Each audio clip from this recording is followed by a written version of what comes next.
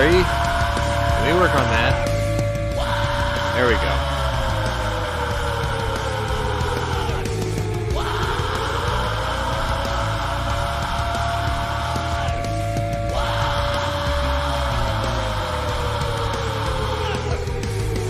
I can tell you one time, don't want it with us.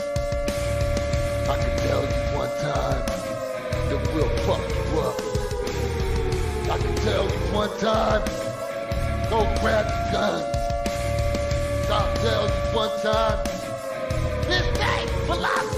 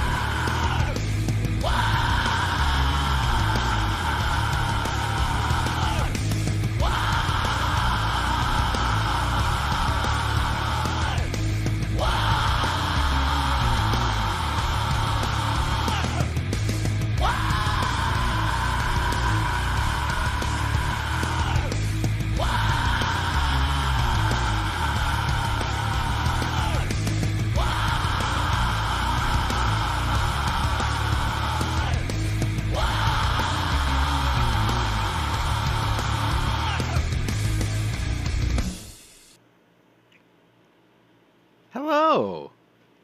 Welcome. Good evening. Welcome to the War Room. This is day 408. And I've got to tell you, that intro, that went by way faster than I'm used to it going through. Because I'm used to having to wait on it to finish. But I have had the most dramatic and ridiculous couple of weeks in my life. And that was I don't know. The slowest thing that used to be in my life is now the fastest thing. That intro. That's the best way I can explain it. We have a war room for you. We have been trying to do this originally every day, and then it became every week, and because of the way that the news has been presented, it became every other week. My apologies. But I have two friends that have volunteered and have served and continue to serve in this conflict on site. But I can't get a hold of them all the time. And they are risking their lives for saving the lives of others. So that's admirable and interesting. Anyway, I need to get my crap together because my show prep is a little all over the place right now. I have two panelists. I had hoped to have more than two panelists, but it is becoming more and more apparent to me that you, the audience, may be interested in this conflict, but my panelists aren't. So the whole idea of the war game phase scenario is beginning to piss me off just because I can't do what I had envisioned doing with others. So I'm not sure how much further I'm going to take that part of the show. However, I have two people who have shown. I'm going to let them go first tonight to present to me their phase 3 scenario. I will go last just to make sure that they're not piggybacking off my idea. Like, I wanted their unique and individual thoughts. So hopefully that's good. Today's theme is World War III, or the New Cold War, or maybe both. This week we're going to cover the stories of possible theaters of operations around the world and what their impact will be as the Ukrainian Spring Offensive begins to spin up. Now, the reason I say this is because in World War II, there were two theaters of war: ETO, PTO, European Theater of Operations, Pacific Theater of Operations. However, this may be more complicated than that. We have an Axis power. We can name a few of the countries and provocateurs within it. We can say, hey, check it out. Russia, Iran, China, North Korea. Some may argue Turkey. Some may argue somebody else. And you have allies. You have the UN, NATO, the United States, and whoever wants to play for that team. Anyway, right now, the 5th episode, the last 30 of my series on Pwnery's Penny Arcade for The Last of Us, is about to conclude. And I have to tell you, that was probably the most difficult series I've ever recorded. I wasn't good at it. I did it on the hardest settings imaginable. And it was a pain in the ass. But I got through it. And you are here with me this week, so I appreciate your time and your subs and your attention and all that good stuff. So without further ado, I will bring to you my panelists. So I have a Mikhail Naistreksky, and I have a Jaime, who I jokingly call Jaime Zaporizhia, because someday he will become a representative of the U.S. State Department, if I have my way. So good evening to the both of you. Hello. Let's get personal crap out of the way. I sold my Kalashnikov USA KP9. Oh, poor you. I sort of miss it, but then I sort of don't. It went to a friend. He's happy with it. Life is good. I am wearing a new pair of boots as I speak. I bought one pair. They were so nice. I bought a second pair, and I'm wearing those. Life is good. I have been accruing a collection of new tools because I'm the kind of guy who hates losing sockets. And when I do that, I write off the current set of tools I have and I just buy a whole set of new ones. So I've been accruing and collecting tools for quite a while now, actually. And I've got some really nice ones. I also used to be a person who was involved with 2 women in my life. I have narrowed that down to 1 because I got tired of putting water into a bucket with a hole in it. That's a Korean proverb, by the way. Anyway. That's also anybody who's actually sailed on a boat. I am now suffering from a condition known as one-gina. And that's okay. Oh, apparently I have to bring a 4th panelist in. Hopefully he'll stick around, and hopefully he will actually have his war game scenario figured out. If not, I will ban him personally. So, good evening to you, my Techno Viking. Anyway, I'm sort of in between doing this show and a bunch of text messages, so if I seem a little distracted, I apologize. What's her name? Let me just put it to you this way. She doesn't have to turn on the red lights. Ah, okay. That's her name. I've known her since I was a wee lad, and I guess the nicest way I can put it is she's mine. Mine now. Right now. Possibly permanently, actually. Ooh. Anyway, enough of that. This is War Room. This isn't Pwnery's Love Life. This is War Room. Well, we can have a chat. Pwnery's Love We Life. will not. We can have one. We can have one. let me just warn you guys right now. I am 5 IPAs into let me tell you what's wrong with you. So yeah, let's get on with the War Room. Listen. Let's get on with the War Room. Otherwise, you're all going to turn into Warsaw Patriots. Anyway, moving on. Hold on, let me do my best. Fuck you guys. Impression. I don't know what's wrong with you guys. Jesus Christ, you're all such perverts. Rah. Anyway. Yeah, that exactly. Right there on the head. I want to say good evening to, even though he's a panelist here, my Techno Viking, and you, Mike, and you, Jaime, and you, Hawaii Volcano Squad, and you, the bearded guy, and you, Terry Scherer. The bearded guy. That's mad sexy. Then YouTube made him change. He is the maddest sexy. Yeah. And I want to say congratulations to HVS for having a new Irish setter, because those are beautiful dogs, and those are probably the only gingers who still have a soul. So it's still up in the air on that one. Nope. He has an Irish setter. It's a redhead. Those dogs have souls. My neighbor had 2 of them. I absolutely loved them. I'm so happy that you got something like that in your life. Congratulations. Used to be pretty good with hunting dogs. Truly, congratulations. For those of you who know me personally, dogs are my life. And if you didn't know, I have 11 Yorkshire Terriers right now. He does. 3 are for sale. Hit me up. They're 10 days old. They're 10 days old right now. 3 of them. 2 females, 1 male. You want one? Hit me up. I'll greyhound one to you. Anyway. He's not kidding. He's tired of cleaning up the shit. I'm so tired of these little shits. I wish I stuck to my guns and adopted Shelties. I really do. I really do. I wanted French Bulldogs, too expensive.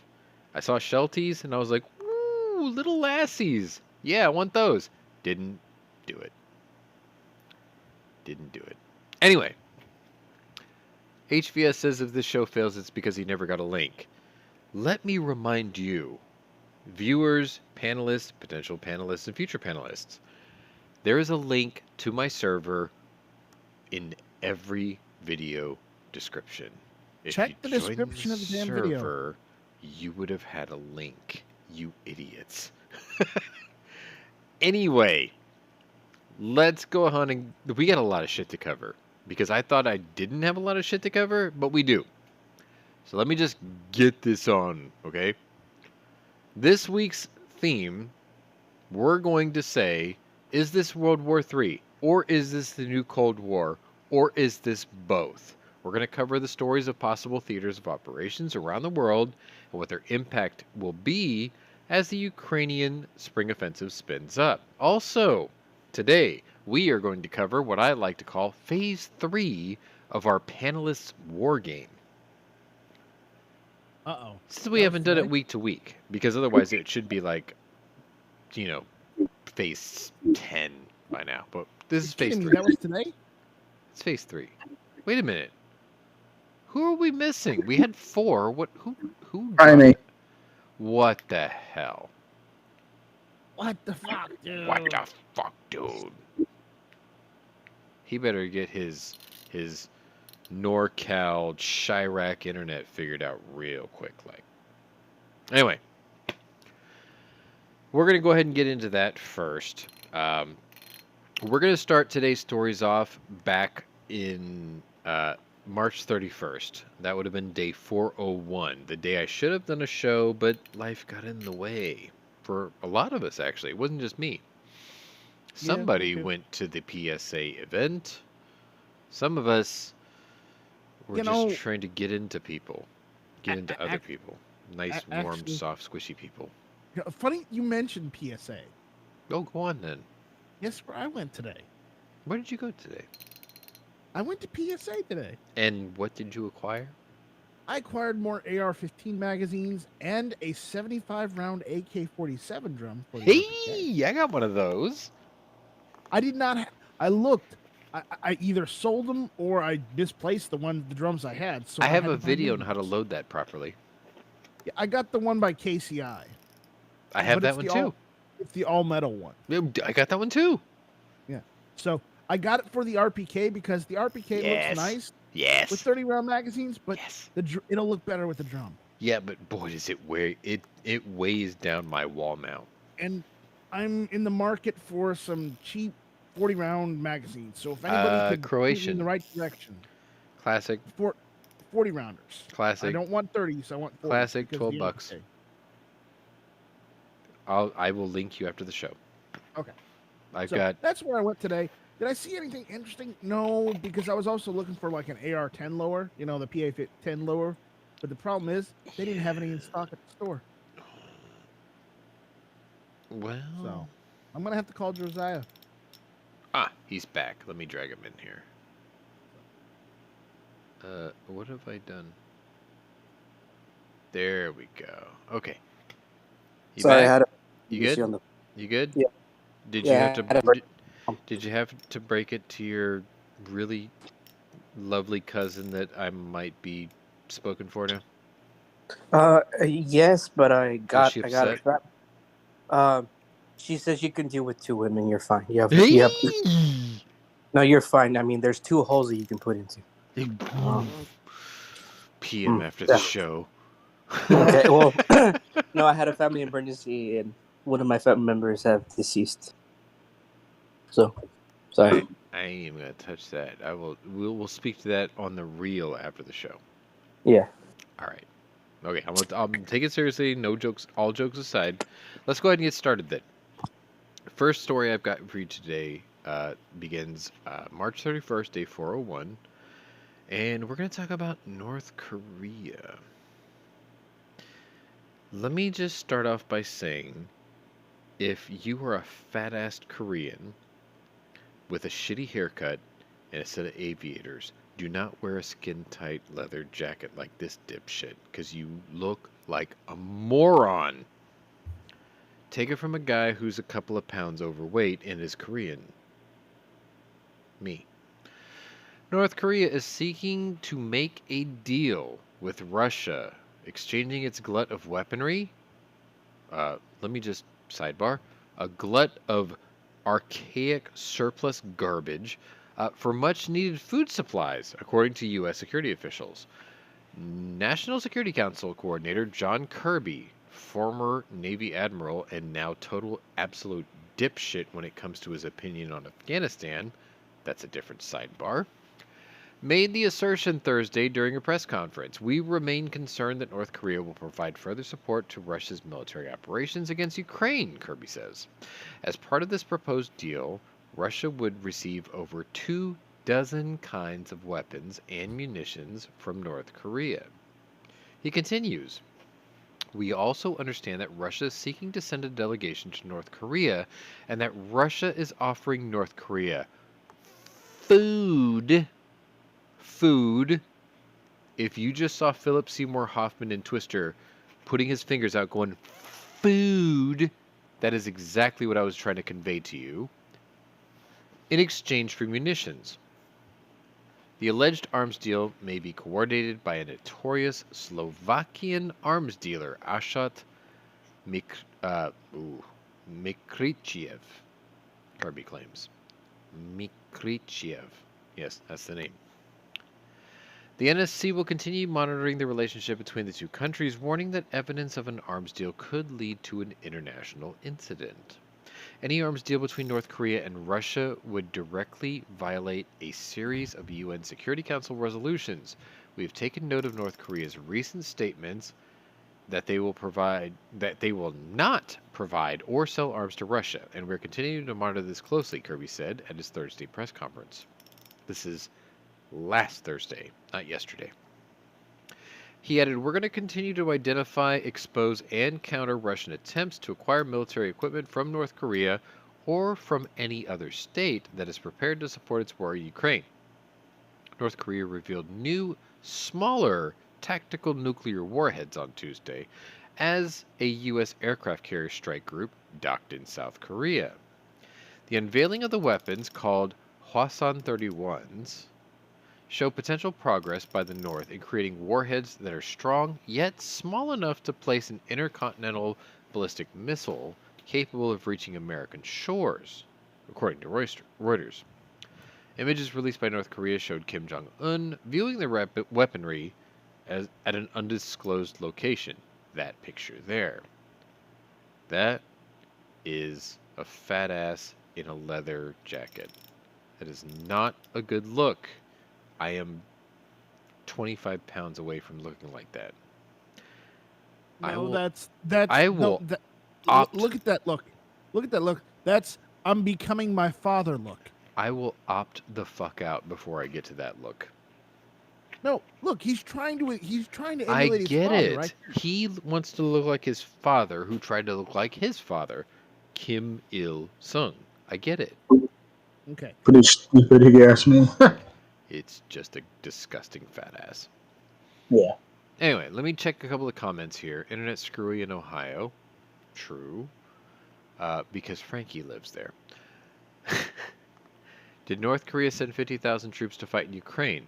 I cannot confirm that. Not yet, at least. As far as I'm aware, conscription by the Russian military has depleted the fighting-aged youth, strangely enough, of Mongolia. Not North Korea. Stay tuned. Anyway, moving on, because we have a lot of shit to get through, and I really don't want to make it this a 2-hour show. My goal is 90 minutes tonight. Start the clock. Moving on. All right. Same day. This is a photo of what's going on in Bucha. Russia used its long-range arsenal to bombard anew several areas of Ukraine on Friday, last Friday, killing at least 2 civilians and damaging homes as Ukrainians commemorated the anniversary of the liberation of Bucha from a brutal occupation of the Kremlin's forces. Some of you may remember previous episodes where I showed you photos of mass graves in the town of Bucha that had illustrated mass genocide. This is part of the International Criminal Court's charges against Russia for crimes against humanity. You people are laughing at me about 1.5 hours. I have a girlfriend who wants to talk to me. I'm going to get this done in 90 minutes. Bearded guy. Anyway, Yeah, I moving don't on. believe that either. Yeah, we're going to try. But she's understanding. President Vladimir Zelensky said that Bucha, a town near Kyiv, stands as a symbol of the atrocities the Russian military has committed since a full-scale invasion of Ukraine began in February of 22. We will not let it be forgotten, Zelensky said at a formal ceremony in Bucha, vowing to punish those who committed outrages in his town. Human dignity will not let it be forgotten. On the streets of Bucha, the world has seen Russian evil. Evil unmasked. At the same time as the Bucha commemorations, the Kremlin allied president of Belarus raised the stakes in the 13-month war when he said that Russian strategic nuclear weapons might be deployed in his country, along with part of Moscow's tactical nuclear arsenal. Moscow said earlier this week that it planned to place in neighboring Belarus tactical nuclear weapons that are comparatively short-ranged but low-yield. Strategic nuclear weapons such as missile-borne warheads would bring a greater threat. Zelensky dedicated his attention to an official ceremony in Bucha where he was joined by the President of the Republic of Moldova and the Prime Ministers of Croatia, Slovakia, and Slovenia. The Kremlin's forces occupied Bucha weeks after they invaded Ukraine and stayed for about a month. When Ukrainian troops retook the town, they encountered horrific scenes. Bodies of women, young and old men in civilian clothing, lying in the street where they had fallen, or in their own front yards of their homes. Other bodies were found in mass graves. Over weeks and months, hundreds of bodies were uncovered, including some children. Russian soldiers, on intercepted phone conversations, called it Zakista, cleansing, according to an investigation by the AP and the PBS series Frontline. Such organized cruelty, which Russian troops employed in past conflicts as well, notably in Chechnya, was later repeated in Russian-occupied territories across Ukraine. Zelensky handed out medals to soldiers, police, doctors, teachers, and emergency services in Bucha, as well as to families of 2 soldiers killed during the defense of the Kyiv region. Ukrainian people, you have stopped the biggest anti-human force of our times, he says. You have stopped the force which has no respect and wants to destroy everything that gives meaning to human life. More than 1,400 civilian deaths, including 37 children, were documented in Bucha in their districts by the Ukrainian authorities, Zelensky said. More than 175 people were found in mass graves and alleged torture chambers, according to Zelensky. Ukraine and other countries, including the U.S., have demanded that U.S. answer for their war crimes. Prosecutor General Andriy Kostin alleged Friday that many of the dead civilians were tortured. Among almost 100 Russian soldiers are suspected of war crimes, he says on his Telegram channel, and indictments have been issued for over 35 of them.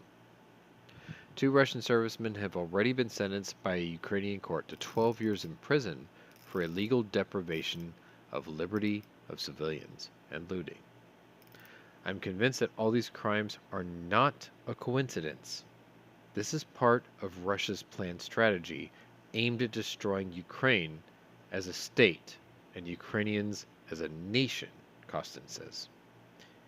In Geneva, the UN human rights chief said his office has so far verified the deaths of more than 8,400 civilians in Ukraine since Russia's invasion, a count believed to be much further short of the actual toll.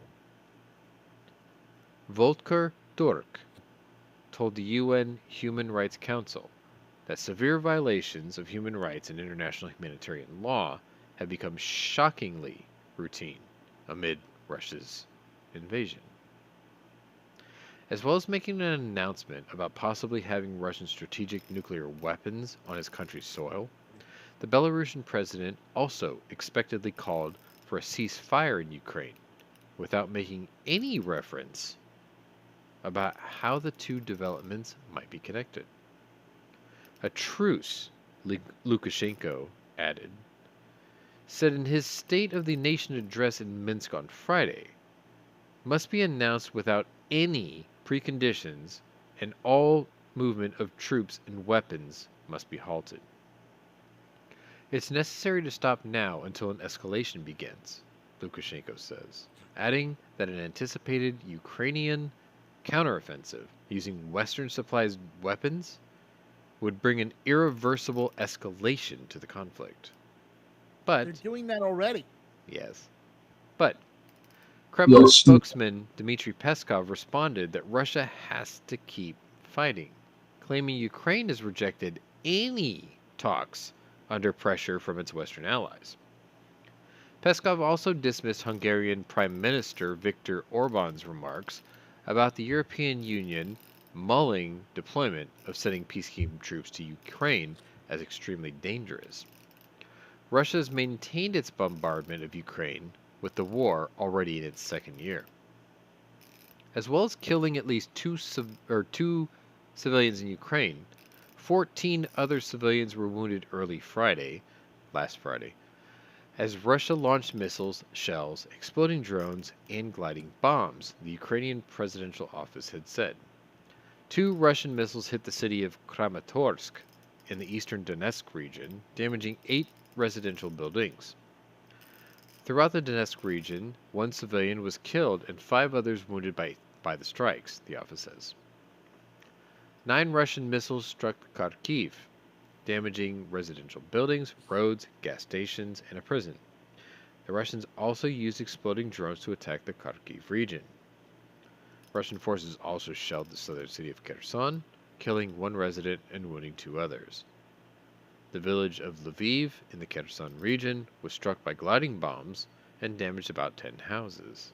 The barrage also hit the city of Zaporizhia, Jaime's nickname, and its outskirts, causing major fires. That was all just last Friday. Let me just check the chat real quick. Did North Korea send 50,000 troops? I already did that. Bearded guy is laughing the fact that I think I can't get it done in 60 minutes from right now. We'll see. Why would they torture dead civilians? They didn't torture the dead civilians. The dead civilians had evidence of torture on their bodies. To answer HVS's question. Moving on to Saturday, April 1st, day 402. And I have this photo here. Those two. Spanish Prime Minister Pedro Sanchez has encouraged Chinese President Xi Jinping, also known as Winnie the Pooh. Winnie the Pooh. Thank you. I had a brain fart for a second. To continue Ukraine's proposal to end the Russian invasion of its country.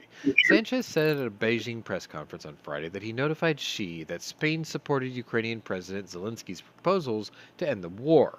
The recent demands included a request for China to restore Ukrainian territory that was taken during and after the annexation of Crimea in 2014. I believe it's a plan that lays the foundations for a durable peace in Ukraine and is perfectly aligned with the United Nations Charter and its principles, which have been violated by Russian President Vladimir Putin with his invasion, Sanchez says. I transmitted our concern over the illegal invasion of Ukraine, the Prime Minister added, saying that he encouraged Xi to talk directly with Zelensky one-on-one. Sanchez's comments come as Beijing released its own take on an ideal political resolution to the war in Ukraine. However, China's position paper did not acknowledge that Russia was the aggressor. Sanchez did commend that China's paper respected territorial integrity and its complete and categorical rejection of not only the use but even the threat of nuclear weapons. Xi recently expressed a desire to end the, quote, Cold War mentality in geopolitics and extreme sanctions, but stopped short of calling out Russia. We hope that all parties concerned will build a balanced, effective, and sustainable European security architecture through dialogue and consultation, Xi said, according to CCTV. Last week, Biden said that Russia and China's economic relationship is, quote, vastly exaggerated in response to Xi and Putin's meeting in March to discuss their economic partnership. We hope that the strategic partnership between China and Russia will on the one hand uphold international fairness and justice, and on the other hand, promote the common prosperity and development of our countries, she says during a joint press conference.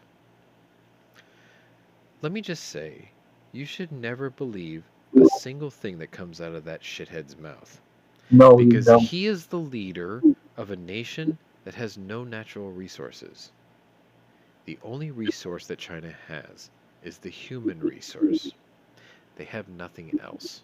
Anything he says is a ploy to get his grubby little Winnie the Pooh bear hands onto your resources. So if you're an ally of him, you're an idiot because he's grifting you. I didn't want to go that far, but that's the way it is. That means Putin ain't idiot because He's, dude, she shouldn't. or he's just using him too. He's balls deep in the back of Putin's backside. I'm telling you that right now. I gotta figure. So let's move on to Sunday, April 2nd. We got past April Fools. Day 403. And I'm going to show you this guy right here. And you may not know who he is, but you will by the time I'm done talking about this. Prominent pro-Russian military blogger Vladimir Tatarsky was killed. That shithead right there. Killed in an explosion in St. Petersburg on Sunday, according to Russian media. Sidebar. That loudmouth motherfucker never stepped foot outside of Russia. He died in St. Petersburg. Anyway. Oh well, no big loss. Bearded Guy's going to go watch Top Gun 1 and 2. You should do that. That's actually quite good. Tatarsky was participating in an event at a cafe in Russia's second largest city when he was killed. Russian media says a woman gifted him a figurine at the event that exploded a few minutes later, killing him and injuring 15 others. Tatarsky was a major proponent of Russian President Vladimir Putin's invasion of Ukraine. Eyewitnesses say that Tatarsky appeared to know the woman who gave him the figurine, according to the Russian outlet RIA. The woman, who is yet to be identified, has been placed on a wanted list. Tatarsky had traveled to the front lines of Russia's war in Ukraine multiple times. He had also visited the Kremlin in 2022 and filmed himself speaking about Russia's right to conquest. We will defeat everyone. We will kill everyone. We will rob everyone as necessary, just as we like it, he said at the time, according to the BBC. Tatarsky gained popularity on Telegram, social media platform, where he had 500,000 followers. The group Cyberfront Z had rented out the cafe and later released a statement on the blast from its own Telegram account. There was a terrorist attack. We took certain security measures, but unfortunately, they were not enough. The group wrote, condolences to everyone new, the excellent war correspondent, and our friend, Vladimir Tatarsky. Side note, that word salad smacks as a setup to me. There was a terrorist attack. We did everything we could, but it wasn't enough. That means you didn't do enough. I think they're co-conspirators in this. Good on you. Moving on. We are now at Monday, April 3rd. 10 days away from my magnum birthday, actually. Day 404. And I called this picture, sit on it and rotate. Just so you know. Russia has once again resumed the top job in the United Nations Security Council by filling the presidency for the month of April. And security officials are concerned how the Kremlin will use its influence while it sits in the rotational seat. For those of you who don't know, you become president of the United Nations Security Council once a month. Like, they shift to another nation of the 30 once a month. It was Russia's turn. The presidency shifts each month along the 15 member states of the council, so Russia's tenure in the seat will be short. But officials say Moscow could use its brief position to influence the council's agenda, prioritize or deprioritize certain issues, and appear as a legitimate world leader to Russians at home. It's not going to be a happy month, says Jonathan Wachtel. Wachtel served as counsel to the United States Permanent Representative and Mission to the United Nations on Foreign Policy and Global Communications during the Trump administration. Russia had the presidency last February. That's when the invasion started in Ukraine. And here we are, a year later, and arguably the most precarious point in the war, Wachtel said in reference to the heightened risk of nuclear warfare and increasingly tense geopolitical relations. Tongue-tied there. Moscow's going to be running the Security Council. That's not good. The Kremlin has already set a meeting for April that will be chaired by its foreign minister, Sergei Lapdog, or as the world knows him, Sergei Lavrov, who has repeatedly given false narratives regarding Russia's war aim in Ukraine, levied accusations of Nazism against the Kyiv administration, and propelled dangerous rhetoric regarding nuclear escalation against the West. Some have suggested that Russia, when it last held the presidency, used its position to mislead the world when it came to its intentions regarding Ukraine, and then attempted to justify its invasion by alleging abuses by Kyiv in eastern Ukraine. Though Russia's rhetoric did little to convince its fellow UN Security Council members or the international community as a whole following its invasion, the Kremlin's use of propaganda has proven successful at home, where it appears to receive broad support for its deadly war against Kyiv. Sidebar: there's broad support under the threat of accidentally falling out of a 14-story hospital window. Just a thought. Though Russia's rhetoric did little to convince its fellow UN Security Council members or the international community as a whole following its invasion, the Kremlin's use of propaganda has proven successful at home, where it appears to receive broad support for its deadly war against Kyiv. Putin will use Russia's new position to push propaganda, both domestically and internationally, to advance a narrative that Russia is not only a great power, but it also has the moral high ground. This came from Rebecca Koffler, a name that most of you watching this show should be very familiar with. She was a former Defense Intelligence Agency intel officer, and she wrote a book called Putin's Playbook. But most significantly, Koffler pointed out that Russia sitting in the highest international seat presents, quote, bad optics for nations attempting to maintain a sense of world order. In reality, Russia's new position will not change the balance of the power with the UN Security Council or at the UN at large, she says.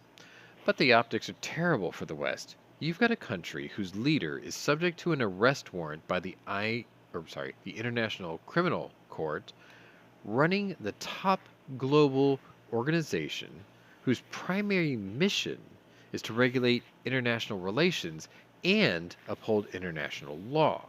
This development just shows that there's either a disconnect within the international system as far as justice and its mission, she says.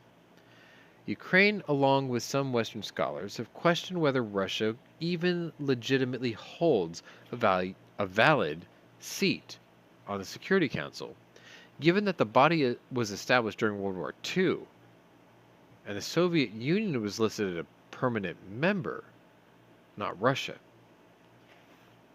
Wachtel pointed out that the dissolution of the Soviet Union, coupled by Moscow's continued power as a permanent member of the Security Council, has not sat well with former USSR states like Ukraine.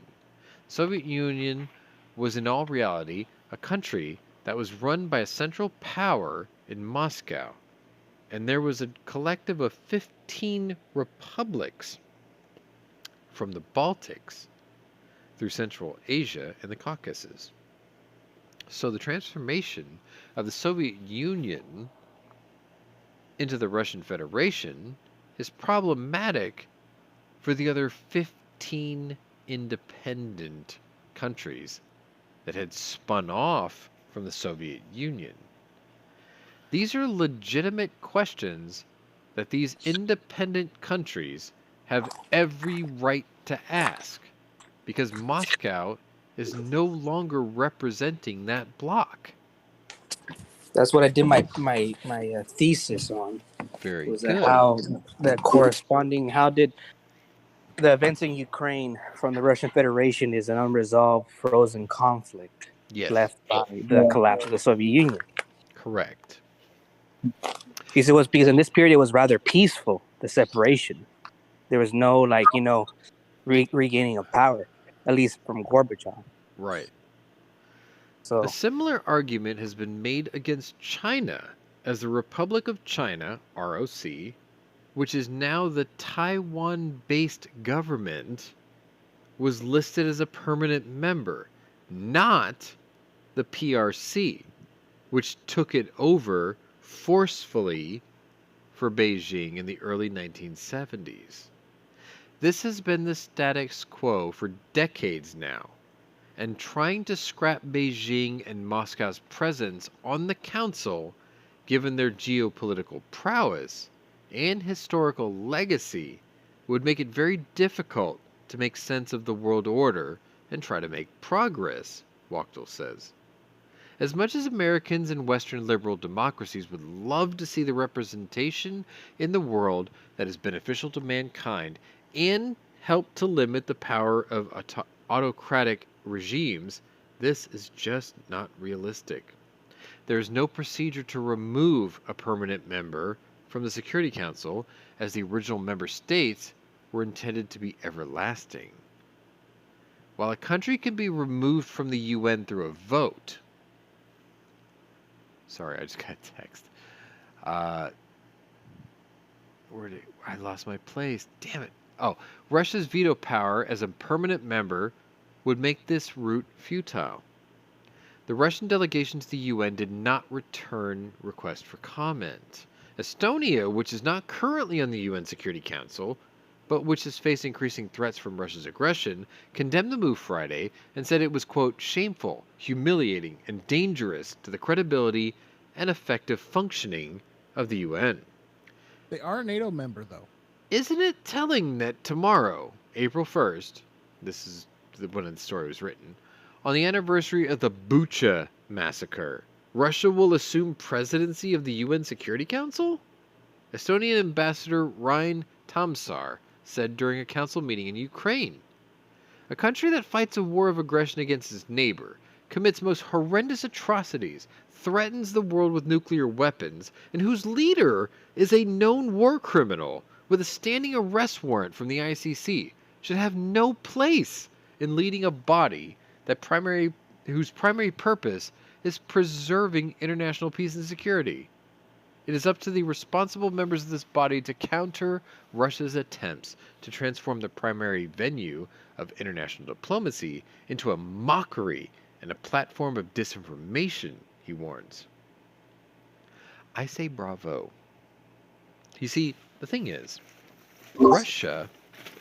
Whoa, what is all this? Russia is not a part of this council, okay?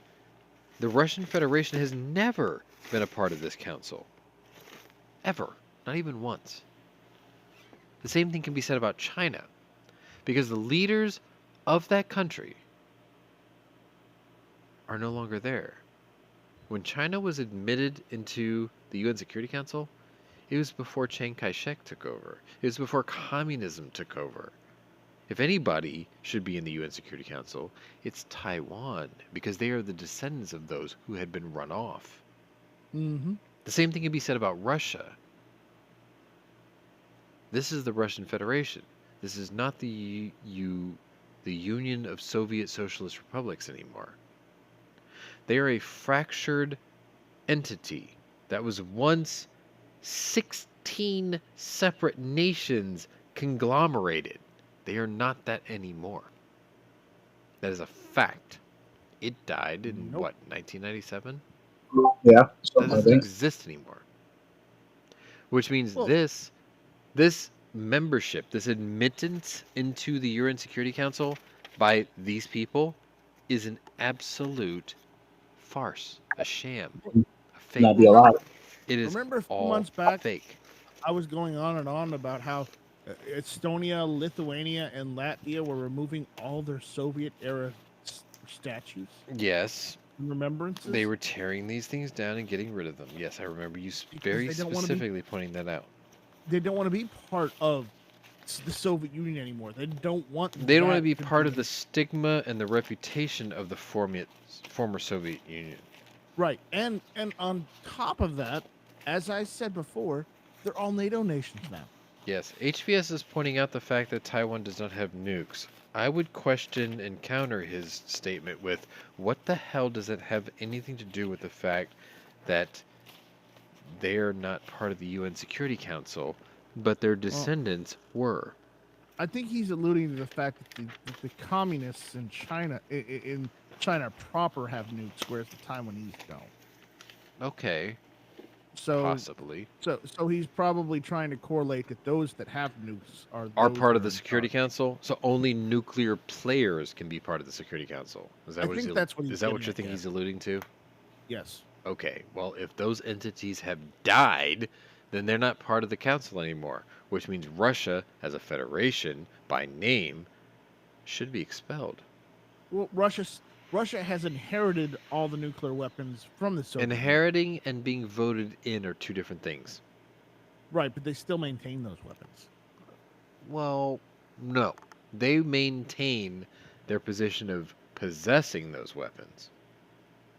But they were not voted in its new form. I think that's what they were drawing at here, what this Wachtel guy was talking about. Well, either way, they shouldn't inherit the Soviet Union's position. Fair enough. Yeah, that's what Okay. I agree with you. That's what I'm saying too. You know, but they have, and they've been allowed to because, well, they've got all the nuclear weapons the Soviet Because they're Union has. Cold War boogeyman, and everyone seems to think that they're still scary.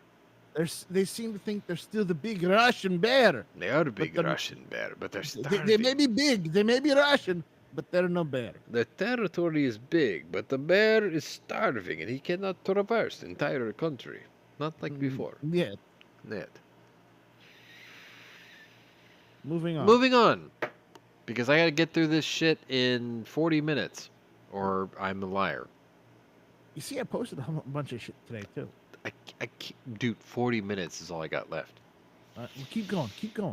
Russian President Vladimir Putin listed the U.S. as the Kremlin's chief threat in Moscow's latest foreign policy doctrine, which is aimed at curbing U.S. dominance in the world. Surprise. You are not going to help me get this in 40 minutes. No, I'm not. More than an 11,000 word document approved by Putin on last Friday, describes Washington as main inspirer, organizer, and executor of the aggressive anti-Russian policy of the collective West. The doctrine... Wait, sidebar. This motherfucker wants to become part of Europe, but then he attacks the West. Europe is the, quote, West. Just putting that out there. No. He doesn't want to be. He wants to be recognized as...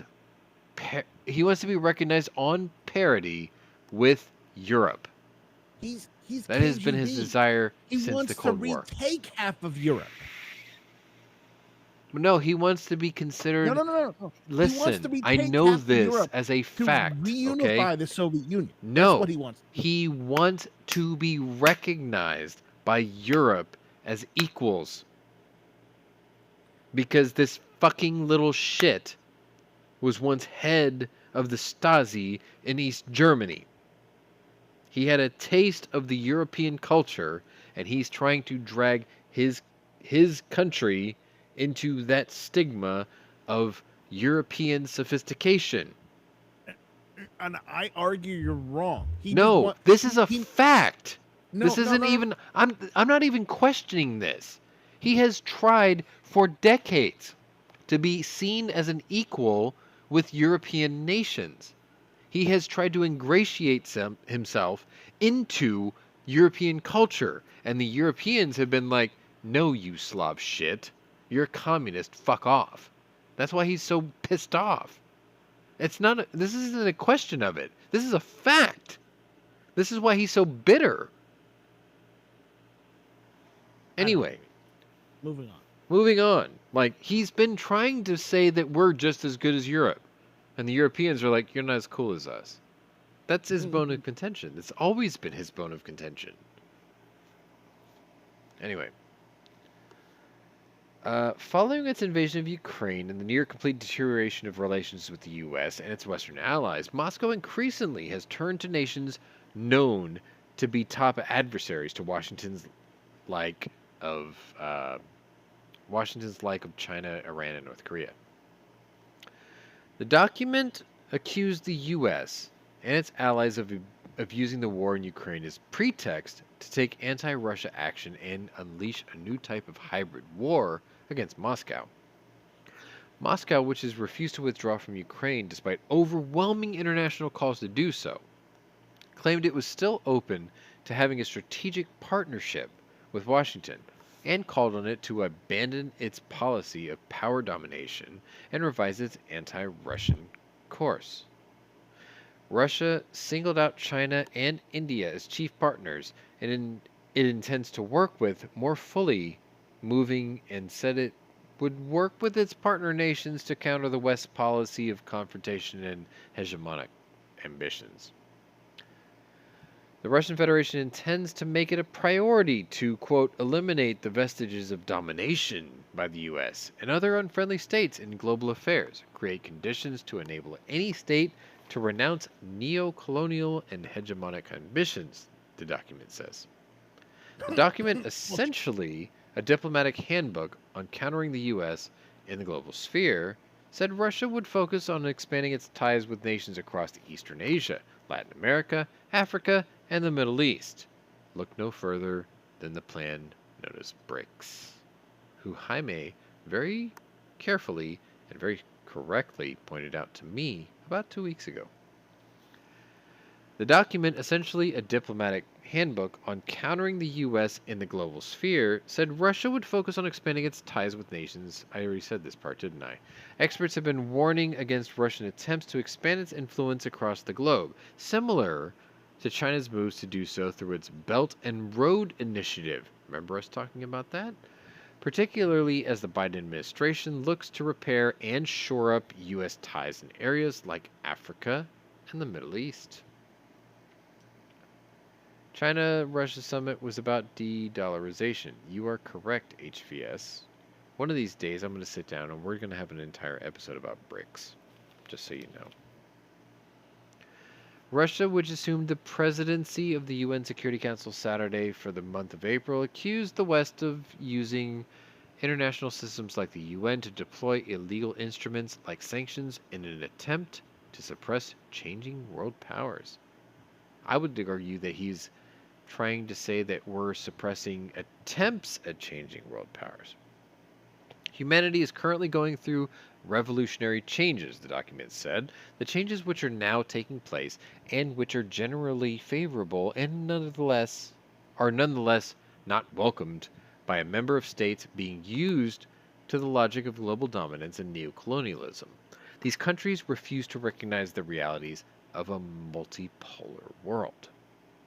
I promise you, if you're watching this, we will have an episode solely dedicated to BRICS, because that has become a big issue this week.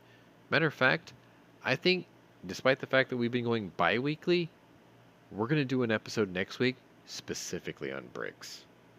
You should probably do a connection with how colonialism and imperialism are BRICS and NATO. You're going to be here for that. And the audience will shit BRICS. Yeah. Pun fully intended. Okay. That's what we're talking about next week, BRICS. I've got some stuff, and I'm sure you've got a lot of stuff, so it should be very good. Moving on! All right.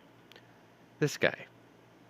Finland's Prime Minister, Sanna Marin, who is not that guy, lost her bid for re-election as she and her party saw defeat in the general election by conservative and far-right rivals Monday.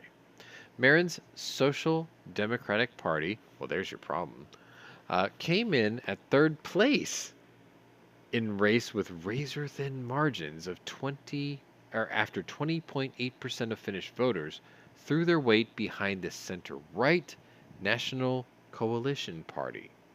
20.1% of voters backed right-wing popularist party, the Finns. Marin's party secured only 19.9% of voter support in the Sunday election, last Sunday that is. While Marin lost out on another term as prime minister, no party is in the position to form a government on its own, as each party secured roughly 20% of the vote. Based on this result, talks over forming a new government in Finland will be initiated under the leadership of the National Coalition Party, says Pwnery, leader of the center-right party who secured the general election and is most likely next Prime Minister of Finland. That guy right there. Marin, 37, is one of Europe's youngest leaders and has received nationwide recognition for her support of Ukraine amid Russia's invasion and in Finland's impending ascension into NATO. But The young politician also received some backlash earlier this year after video footage was released showing the Prime Minister dancing and partying with friends. The leaked video caused some headache for Marin after opposition leaders demanded she take a drug test. The Prime Minister pushed back on the demands and maintained she only drank alcohol and partied, quote, in a boisterous way, reported by the BBC. I danced, sang, and partied, perfectly legal things, and I've never been in a situation where I've seen or known of others using drugs, she says, following the footage's release. It is unclear if the video resulted in serious opposition from Finnish voters that could have affected the race for Prime Minister. Finland's position when it comes to chief international policies, like the war in Ukraine, are unlikely to change under the new leadership. And on Monday, Orpo told the AP, "We cannot accept this terrible war." To Ukraine, "We stand by you, with you," he says, "and we will do all that is needed to help you. Ukrainian people have the right to survive because they fight for us. This is clear." And the message to, quote, Russian President Putin is, "Go away from Ukraine before you lose," Orpo says. That's a pretty bold statement, actually. But we're going to move on because I'm running out of time.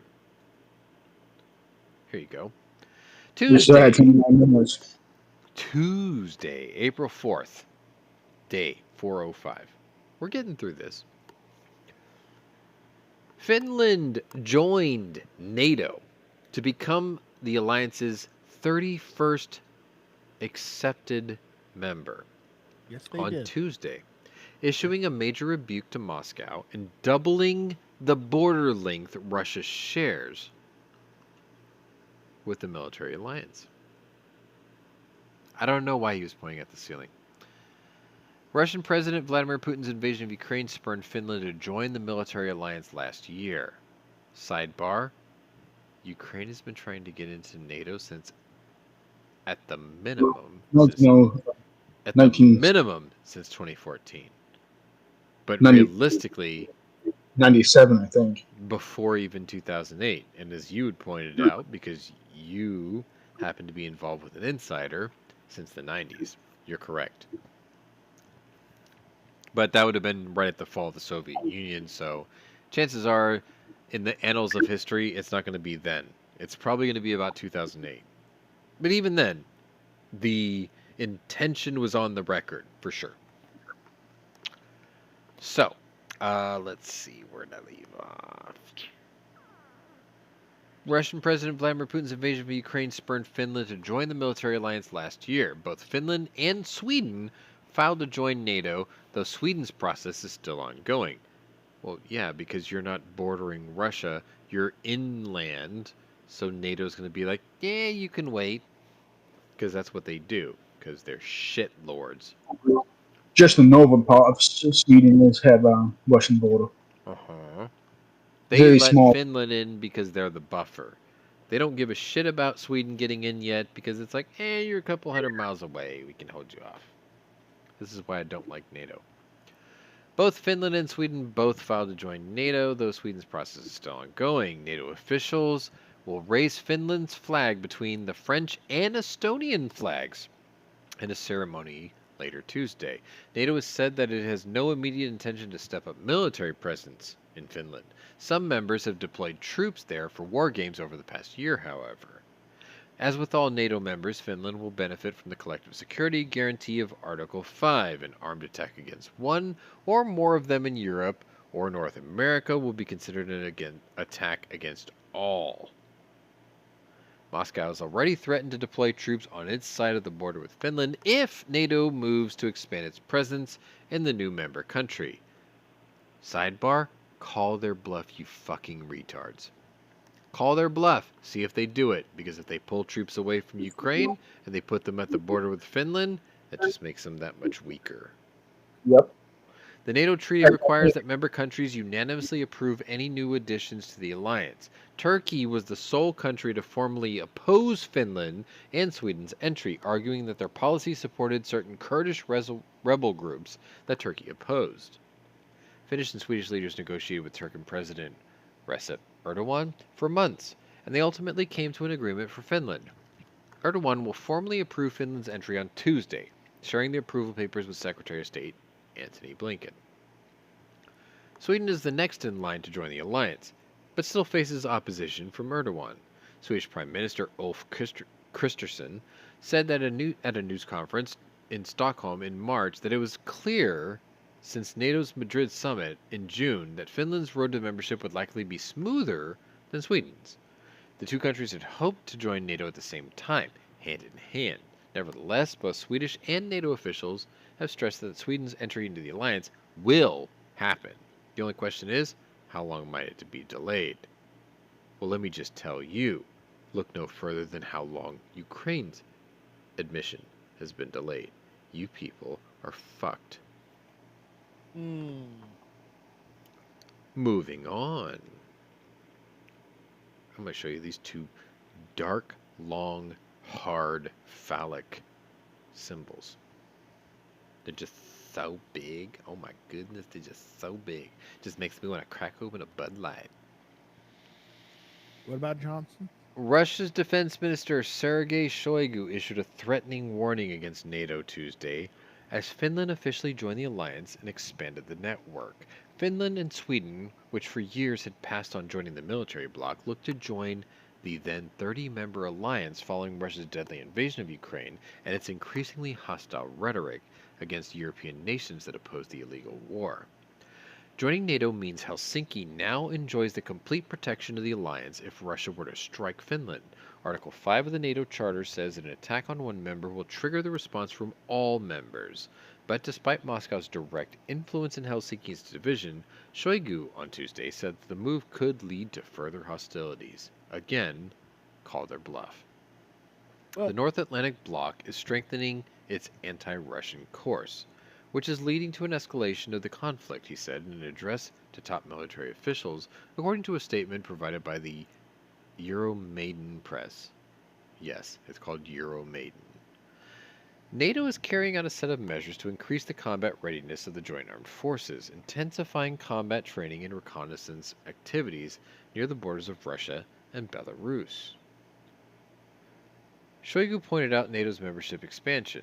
The U.S. pledged for another $2.6 billion in military equipment Tuesday and moves to send Ukraine warplanes as to what prompted Moscow to increasingly look to its sole ally, Belarus. All this creates risk of a significant expansion of the conflict, but it will not affect the outcome of the special operation, he says. Under these conditions, we are taking retaliatory measures, defending the security of the Russian state. Shoigu said Russia began training Belarusian troops Monday on ballistic missile systems, along with aircraft capable of deploying nuclear missiles. In addition, he said the Iskander missile systems was handed over to Belarusian forces, which they have had in their possession for months, according to reports dating back to December. Russian President Putin also said late last month that a storage facility for tactical nuclear weapons deployable through the missile system would be completed in Belarus by July 1st. We are moving heavy equipment, is what he's saying.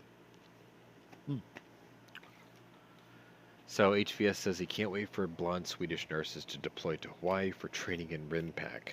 Let me remind you that the percentage of women that qualify to be part of the Swedish bikini team is less than 3/4 of 1%. Most of them are just a bunch of fat Viking war maidens. Fat. Moving on. We are at Wednesday, April 5th. Hurry up. 406. Day 406. Keep going. Keep going. We're getting there. We're getting there. Promise. This one's a funny story. You're going to love this. Former U.S. President Bill Clinton said during an interview Wednesday that he regrets forcing Ukraine to dismantle its nuclear program amid the country's ongoing war with Russia. He said the war likely would not have happened if Kyiv still had its nuclear deterrent. The war has continued for more than 400 days and includes And hundreds I of told you it was him thousands. that did that. Listen, we've been talking about this shit for over a year.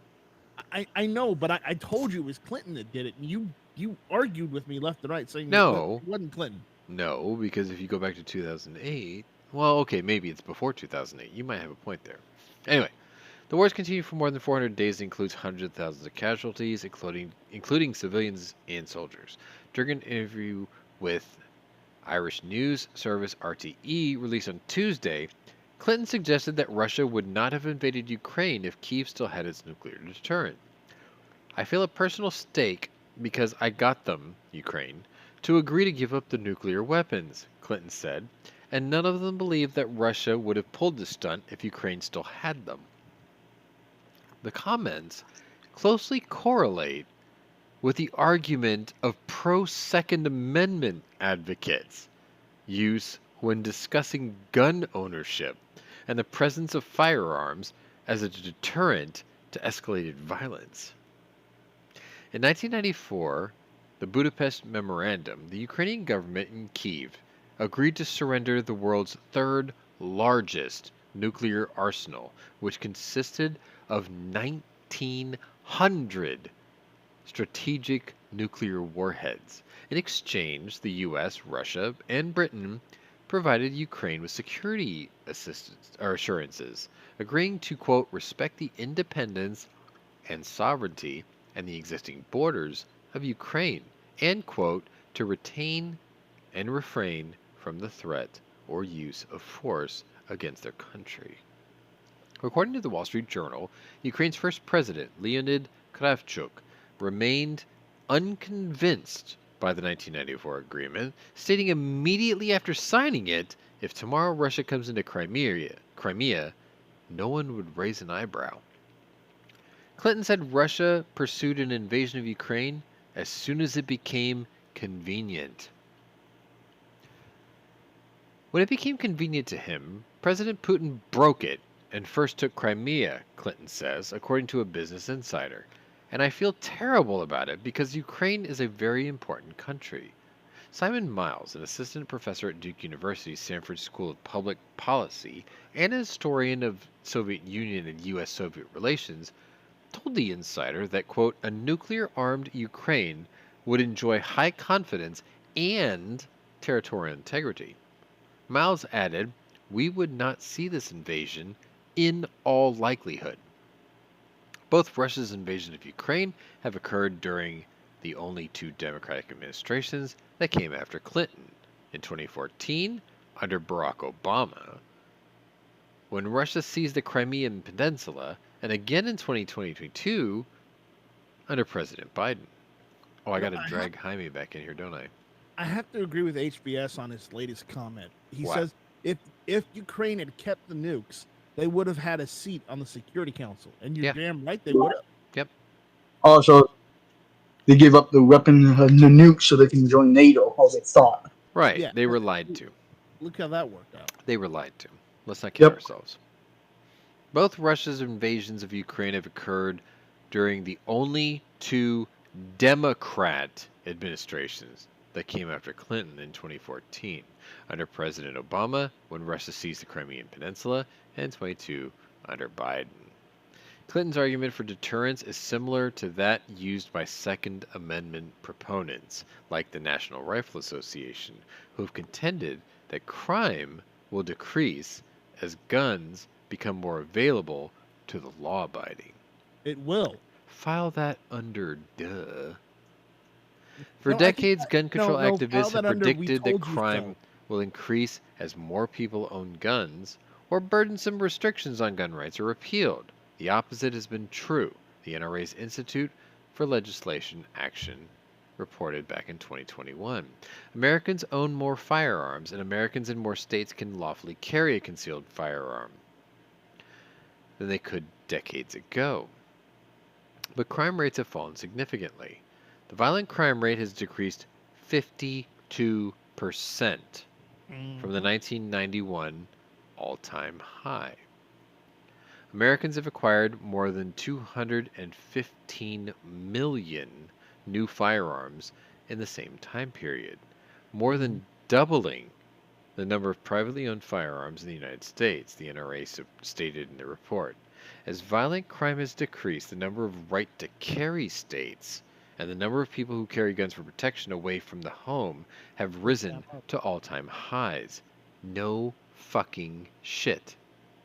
Critics of private gun ownership have disputed these findings and claim the decline in violent crime could be attributed to several other factors, such as gun control, social programs, the availability of mental health services, or the growth of non firearm security protocols. Let me tell you why that's bullshit. Because every mass shooting and every school shooting has happened in places where they know for a fact that they are gun free zones. And for those of you idiots who believe in the bright eyed dystopian liberal bullshit utopia, let me just remind you that those people who tried to disarm the rest of us, they've got all the guns. They didn't give up their security detail. They don't give a shit about your kids because their kids are in Course private not. school. So next Mhm. time you see a school shooting, ask who's in charge, why they're in charge, and why your teachers in that school had no way of defending your kid. Because when your kid's dead, it's too late for you to care. Stuff that in your pipe and smoke it. Okay. Are we ready for the World War assessment? No! We're getting there though. I'm falling asleep here. I could just say fuck it and just end this episode early. Like, you know how this shit works. Anyway, moving on. German Chancellor Olaf Scholz's spokesman on Wednesday defended Berlin's record on delivering arms to Ukraine after Vice Chancellor, a rare pre war advocate of providing Kyiv with weapons, said this week that he was deeply ashamed that it took Germany so long to shift its position. Vice Chancellor Robert Habeck, who is also Germany's economy minister and responsible for energy, took a business delegation to Ukraine this week, on his first trip to the country since Russia launched its full-scale invasion last year.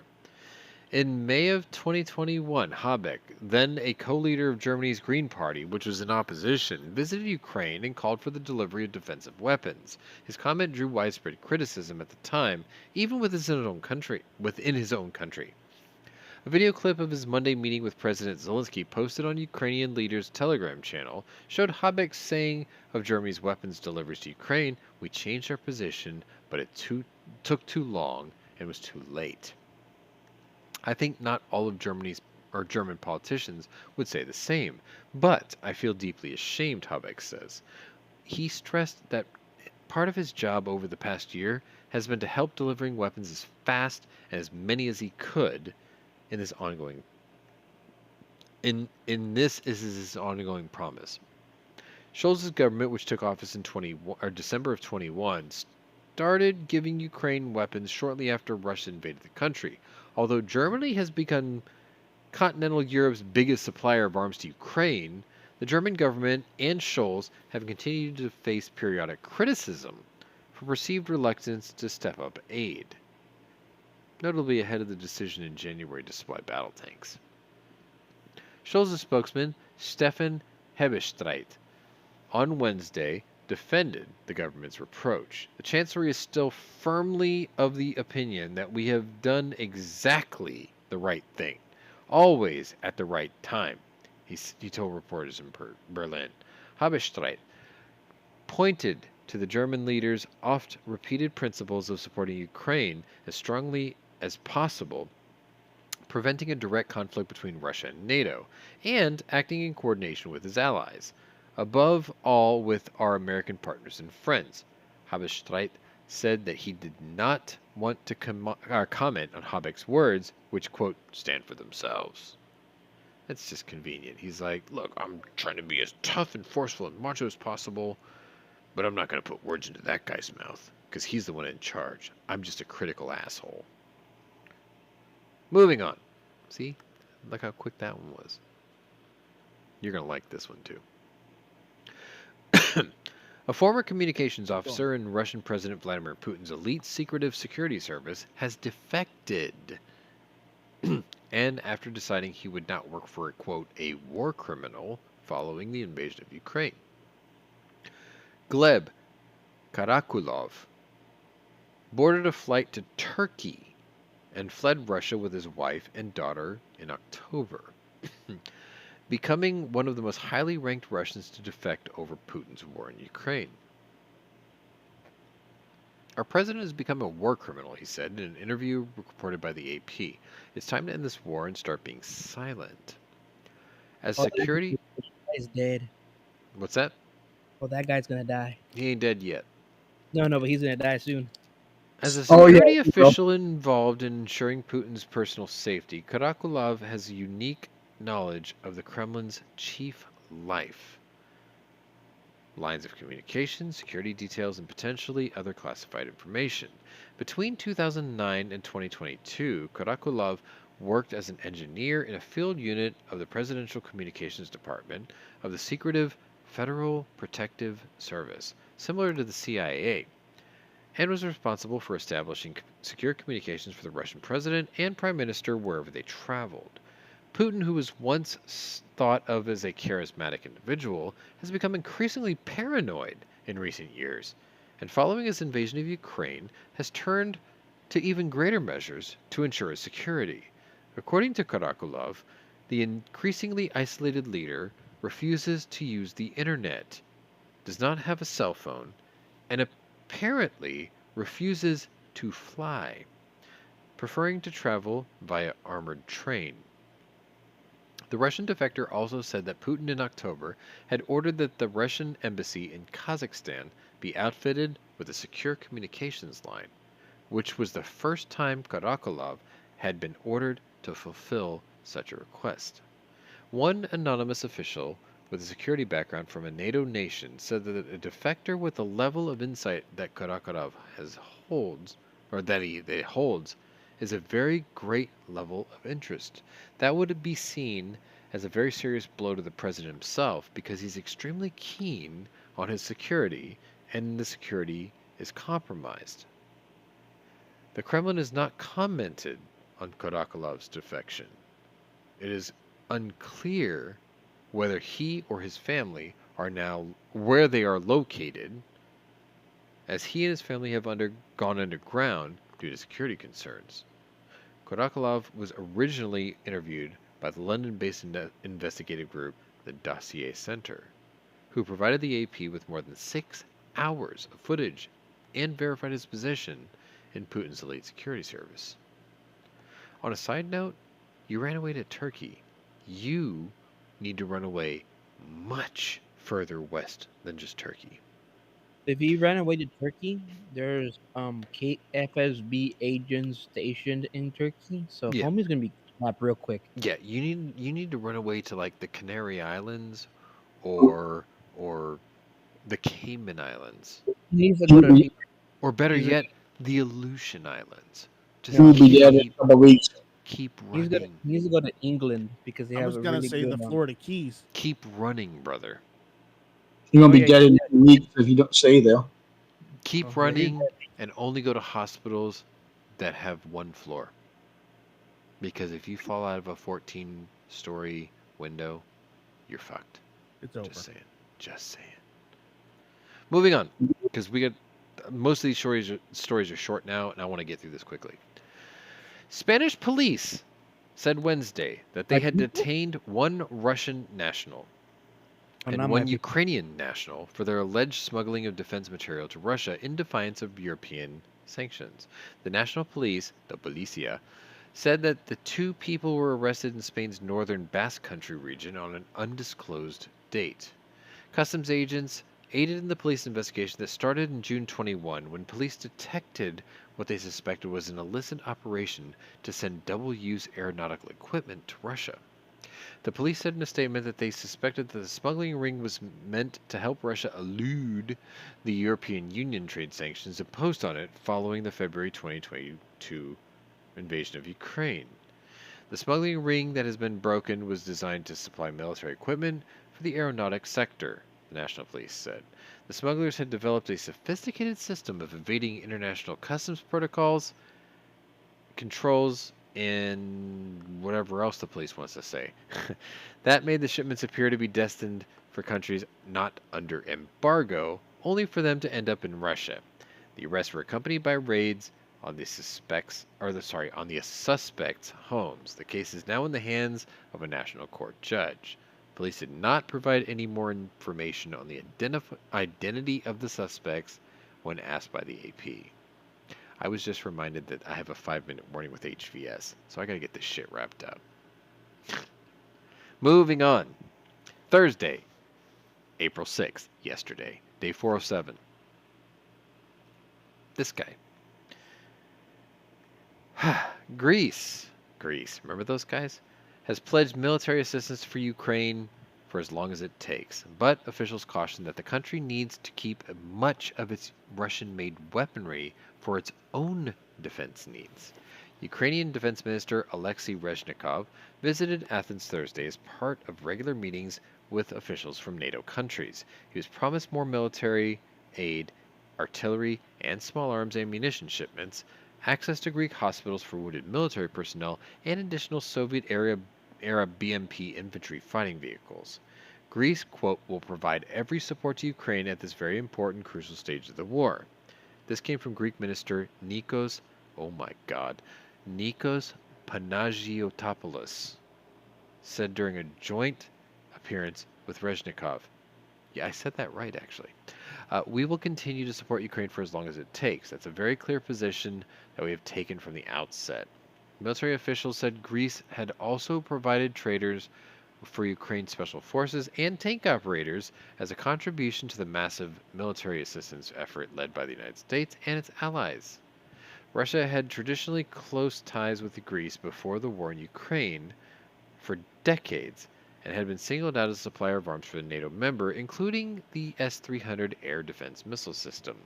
Moscow has singled out Athens for criticism over its support for Ukraine. I gotta say it again. That's Panagiotopoulos. Speaking in Parliament on the eve of Reznikov's visit, said Greece would not provide any military assistance that could compromise its own defense, and stressed that major arms procurement plans remain unchanged despite a recent thaw in tension with neighbor and fellow NATO member Turkey. German-made Leopard tanks, the minister said, could not be provided. The rumors are running rampant that we will send fighter jets and S-300s and this and that. For goodness sake, he told lawmakers, we give what we can give, but nothing that would weaken the slightest of our own sake, or our own defense capabilities given our own national security challenges.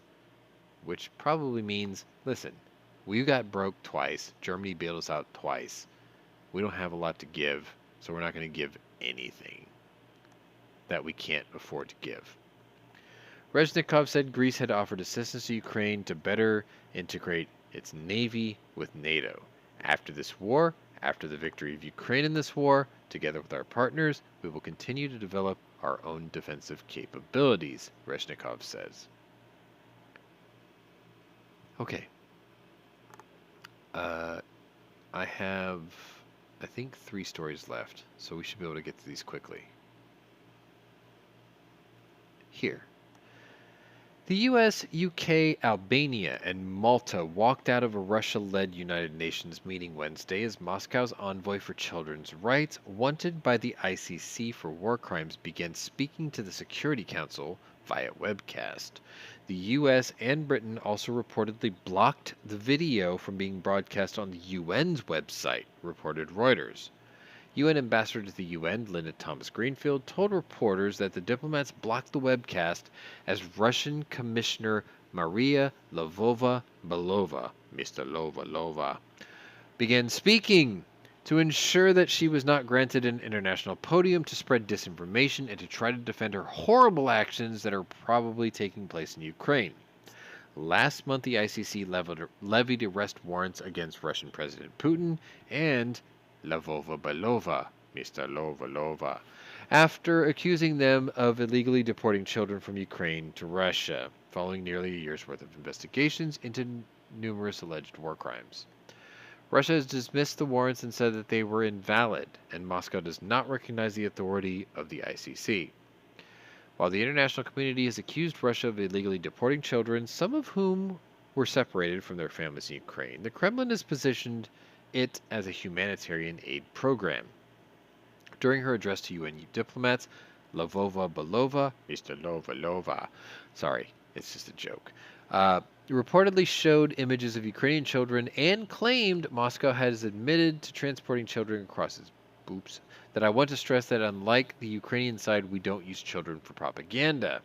Moscow has admitted to transporting children across its borders, and on Wednesday, Lavova Belova said that some 5 million Ukrainians, including 700,000 children, had traveled to Russia in the more than 13 months since the invasion began. The Kremlin's envoy said that 2,000 children from orphanages have traveled to Russia with custodians, 1,300 of which had allegedly returned to Ukraine, while 400 remained in Russian orphanages, and 358 children had reportedly been placed in Russian foster homes. Russia claims it's protecting these children. Instead, this is a calculated policy that seeks to erase Ukrainian identity and statehood. This came from British envoy Asima Ghazi Bulyan. This is what she said to diplomats after returning to the room once Lavova Belova had finished speaking. While it is rare for a speaker to be blocked from the UN broadcast, it has become increasingly common as geopolitical divides in the UN Security Council deepen, with China blocking a US-convened meeting on human rights abuses in North Korea last month, reported from Reuters. Moving on. This guy. This is starting to fall into the pretext of the war game coming up, by the way. I forgot to put this in a separate section. Official results released Thursday confirmed a crushing defeat for Montenegro's longtime leader, Milo Djukanovic, in a weekend presidential election, signaling his departure from the small Balkan state's political scene after more than 30 years in power. Economic expert Yakov Milatovic, a political novice, won Sunday's presidential runoff with around 59% of the vote, according to final results. Djukanovic led Montenegro to independence from a much larger Serbia back in 2006 and into NATO membership in 2017. Milatovic's victory reflected voter fatigue with Djukanovic, who has served as president twice and prime minister 7 times, as well as disillusionment with established politicians. Although the presidency is largely a ceremonial position in Montenegro, it influences the political trends of the country. Djukanovic tendered his resignation as president of Montenegro's largest party, the centrist Democratic Party of Socialists. How's that for word salad? The party, which Djukanovic led for 25 years, on Thursday named an interim leader. Djukanovic told a party meeting that he would stay on as a member.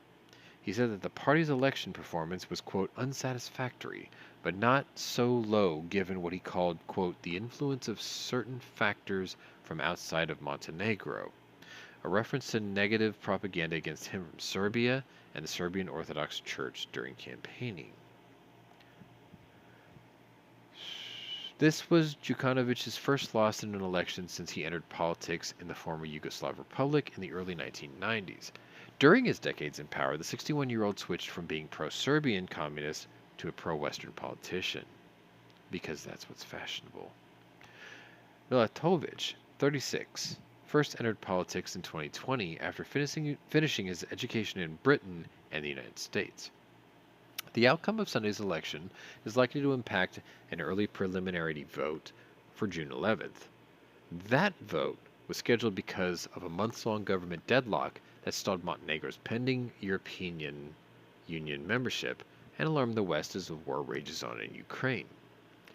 Though Milatovic's Europe now group isn't formally part of the country's ruling coalition, his presidential candidacy won backing from the shaky alliance that includes parties advocating closer ties with neighboring Serbia as well as Russia. Milatovic has denied Djukanovic's allegations that the governing coalition is pushing Montenegro back under Serbian and Russian influence. Since the election, Milatovic has pledged to keep the country on course for EU membership strengthening NATO ties and adhere to international sanctions against Russia for its aggression in Ukraine. These positions have angered Serbian nationalists who had hoped he would try to turn away from Djukanovic's pro-Western policies and align the small Balkan state back to Serbia and Russia. Okay, so I have 2 stories left, and we are at Friday today, so we're almost done. This is a map of the projected spring offensive. Europe's greatest armed conflict since World War II is poised to see the largest mobilized effort since the war in Ukraine began as Kyiv prepares for an anticipated spring offensive. Analysts from the Institute of the Study of War believe that based on information released from Russia and Ukraine, previous war movements and historical patterns of ground warfare, Kyiv is readying its troops for another significant offensive push. We are now on the eve of a Ukrainian counteroffensive. George Barros, a Russian analyst and leader of the Geospatial Intelligence Team for the Institute of the Study of War, was quoted as saying. And I think we're going to see some major map changes if the Ukrainians are able to be successful in the direction or directions that they choose, he added. Barrow said that he and his team assessed that the anticipated offensive could take place within the next 2 months, but he noted that he wouldn't be surprised if he woke up to the news that it had begun already. Since December, the focus of the war effort has appeared to take place in the Bakhmut sector, where brutal fighting has ensued and trench warfare resembling battlefield scenes reminiscent of the world wars have reigned. But analysts at the Institute believe Ukraine and Russia have their sights set on a bigger prize, the Zaporizhia region. Zaporizhia, a region Russian President Vladimir Putin claimed to have annexed in late September, has largely remained out of major headlines, except for late last summer when nuclear experts were increasingly concerned by the threats levied at the power plant there. HVS wonders how many troops in Kyiv have left alive. It is near 1 million. That's a conservative estimate. Let's see. Barros explained that the Ukraine needs the region for its port access to the Sea of Azov and the mineral industry in not only Zaporizhia, but in the neighboring Donetsk region to the east. If you're going to control the port, you're going to control the mineral extracts here. But the fact of the matter is that militarily this territory is necessary to control what the Russians have in Kherson, he says, referring to the region directly west of Zaporizhia.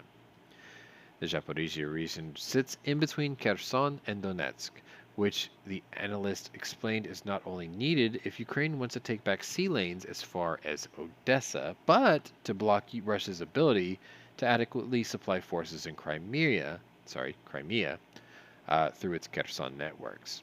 If Kyiv wants to take back Zaporizhia, then to pinch Russian forces out of Kherson, push its troops northeast through Donetsk, and make headway for Crimea, which Russia has occupied since 2014, then it is the highways Ukraine must secure. The Russians are logistically incapable of supporting all of the troops that they have positioned in Kherson and Crimea, though the bottleneck of the Kerch Strait Bridge is still in play.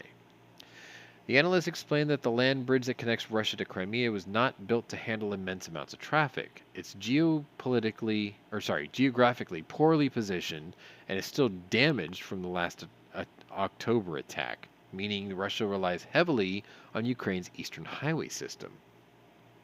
Ukrainian officials have said that they will not stop fighting Moscow until they have ousted all Russian forces from Crimea, and that the way to do this is by punching south into the vital triangle area formed by the cities of Melitopol, Tokmak, and Vasilyevka, which I think is in that Yeah, it's in that map there. If they can take this triangle, they will have effectively interdicted the key roads and the key highways that are major or that are that are necessary for supporting everything west of the position. And that's going to cause a major logistical problem for tens of thousands of Russian troops that are already here. But this will be no easy feat. Ukraine, which has successfully employed informational warfare against Russia in past campaigns, has made its intentions in southeastern Ukraine clear, and Moscow has responded by heavily fortifying its troops in this triangle sector.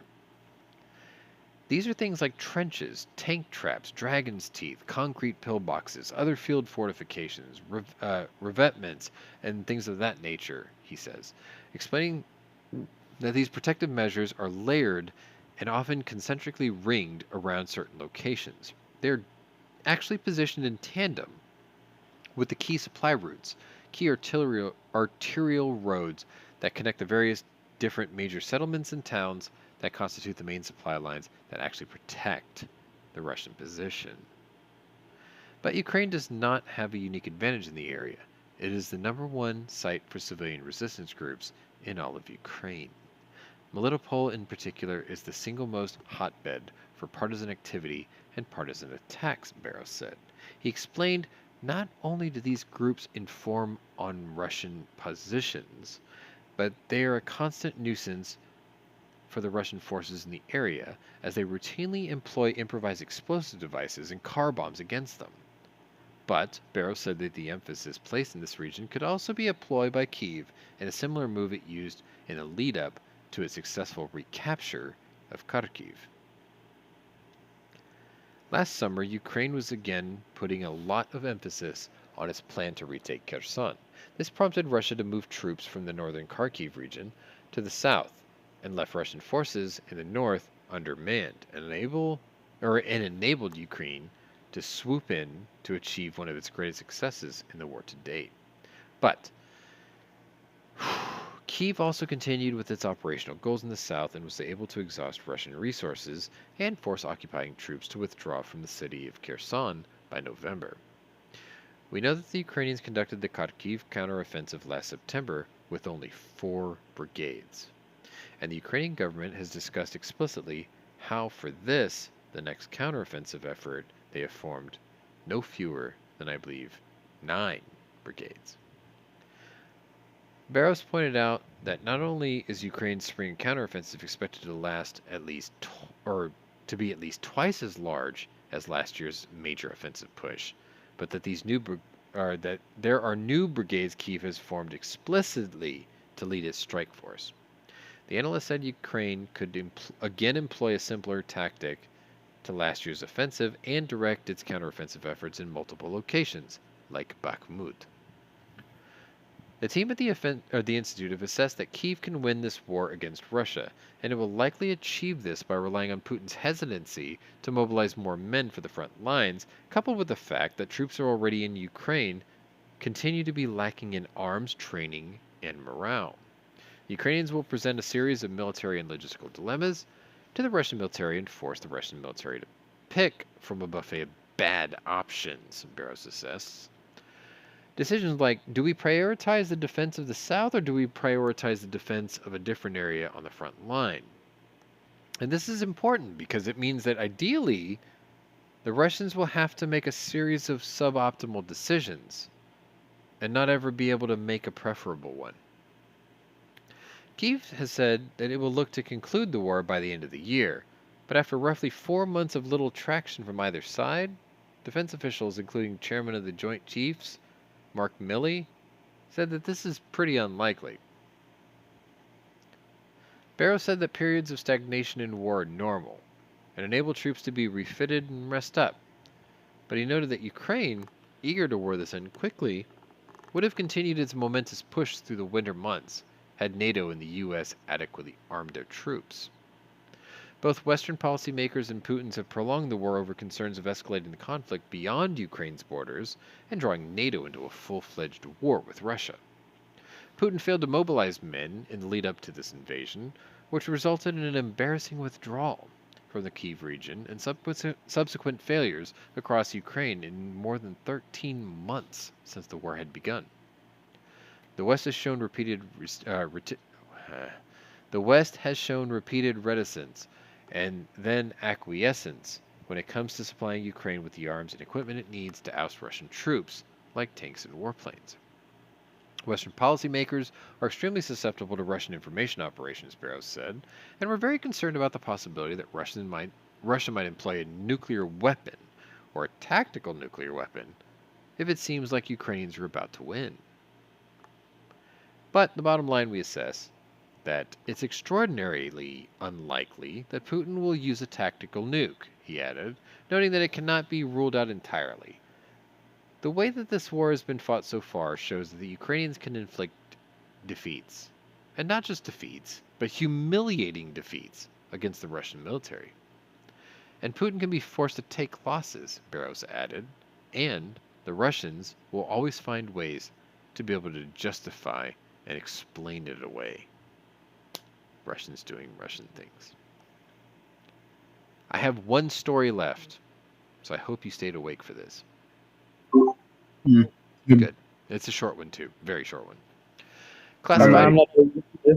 Classified military documents regarding the ongoing war in Ukraine have leaked online, U.S. government officials have confirmed. Documents from the military containing sensitive information concerning U.S. and NATO material support of the Ukrainian military for the fight against Russia began appearing on Twitter and Instagram. I bet they're the same people who leak the Supreme Court decisions. Just saying. We are aware of the reports of social media posts, and the department is reviewing the matter, said Sabrina Singh, Deputy Pentagon Press Secretary. Analysts have claimed the documents appear at least slightly doctored, exaggerating Ukrainian casualties and downplaying Russian losses. The military information appeared as a series of photographs capturing a view of different logistical maps and charts. Data shown relates to such things as weapons deliveries and accounting of soldiers. No information on battle strategies or the time frames for offensive movements appears in the leak. The leaked documents are also over a month old, from around March 1st. The conflict is poised to see the largest mobilized effort since the war began, as Kyiv prepares for an anticipated spring offensive. Analysts from the Institute for the Study of War believe that based on the information released from Russia and Ukraine, previous war movements, and historical patterns of ground warfare, Kyiv is readying its troops for another significant offensive push. We are now on the eve of the Ukrainian counteroffensive. This is overlap from George Barrows, Russian analyst and leader of the Geospatial Intelligence team for the Institute of the Study of War. Okay, you have made it this far. That was the last story I had for the day. Now we're going to entertain you ever so slightly for the last couple of minutes. I have a couple of quick pictures I want to show you to set the scene, and then I'm going to turn this scenario over to my panelists, who hopefully are still awake. Nope. Phase 3. This is just what our next level of postulation is. Okay, so this isn't the gospel, but this is just us guessing, educatedly guessing out loud. Now, this is based on a set of stories that I have collected that I'm not going to read out to you. I will spare you that. But I have been collecting stories throughout the week that sort of support my theory. And my theory is that we are about to find the do-nothing little area where something happens that will kick off a world war. So let me just give you a couple of quick headlines. I'll just shotgun these quickly. Experts in the field of war are beginning to call the island nation of Taiwan the new Berlin of the Cold War. Now you might be asking why. Well, it's easy. Because the creepy Reds are imposing their will on the previous administration of that nation defecting and running away from communist hold, right? They were like, we're out. They moved to Taiwan, and the communists took over the mainland, and the original government ran off to Taiwan. So you have this new Cold War scenario from that situation. Also, we have this photo here, and this is China brought in 3 warships, carrier group, to blockade Taiwan and demanded inspections for all ships entering or leaving the Strait of China, or the Taiwanese Strait. That is an outdated, archaic, and barely running aircraft carrier, 1 frigate, and 1 oiler fuel ship. I had watched a what do they call it? Sub brief from Jive Turkey, and he uses the Navy News segment, or he has a thing called the Navy News segment, and he has some pretty solid sources. And what his theory was is this has spoken volumes to us because all of this is going on, and this is the best that China could do in terms of mobilizing a force. Before he had laid that out, he had shown all the U.S. strike carrier groups in the region, and we outnumber them about 80 to 1. So, for them to move in 3 ships speaks volumes on how prepared they are ad hoc. They're not. This is a pathetic show of force using a derelict aircraft carrier that barely works. So I'm not worried about that at all. Also, I have this to kind of show you. This was Israel being attacked by over 100 rockets by raging Hamas sexuals on the 6th, yesterday. And the Iron Dome has been very busy since.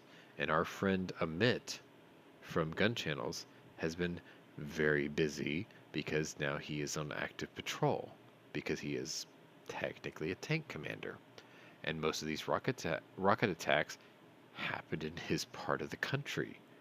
So he's probably pretty pissed off that not only did his flat come under attack, but his wife and daughter were under threat, and now he has to be away from them to defend his country from terrorists. Just a thought. So that's another region. And then I've got this. Protests in France reach day 11 as officials push to raise the retirement age there from the age of 62 to 64. Let me remind you, in the United States, early retirement is 62, but the standard is 65. They're a little pissed off that it got raised to 64. Officials claim 570,000 protesters attended, while the union claims it was more like 2 million.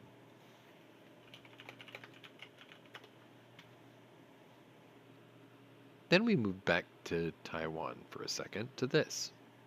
Taiwan agrees that the U.S., most of its citizens actually agree that the U.S. will most likely not come to their aid if China invades, as residents try to assess the actual threat level against them. They don't really see the wood for the trees yet. But when China begins to rocket artillery the entire island and try to beat them into submission, then they're going to realize what situation they're actually in. That's just a thought. On top of that, we have this. North Korea has decided that it is going to cut off all of its routine calls between the North and the South, because there's always been a line of communication diplomatically between the two countries. They decided to stop that. On top of that, they're threatening more military action because South Korea is involved in military drills with us. Their butt hurt. HVS, to answer your question, he was, I believe he was a tank commander of a modified Centurion, which is a main battle tank.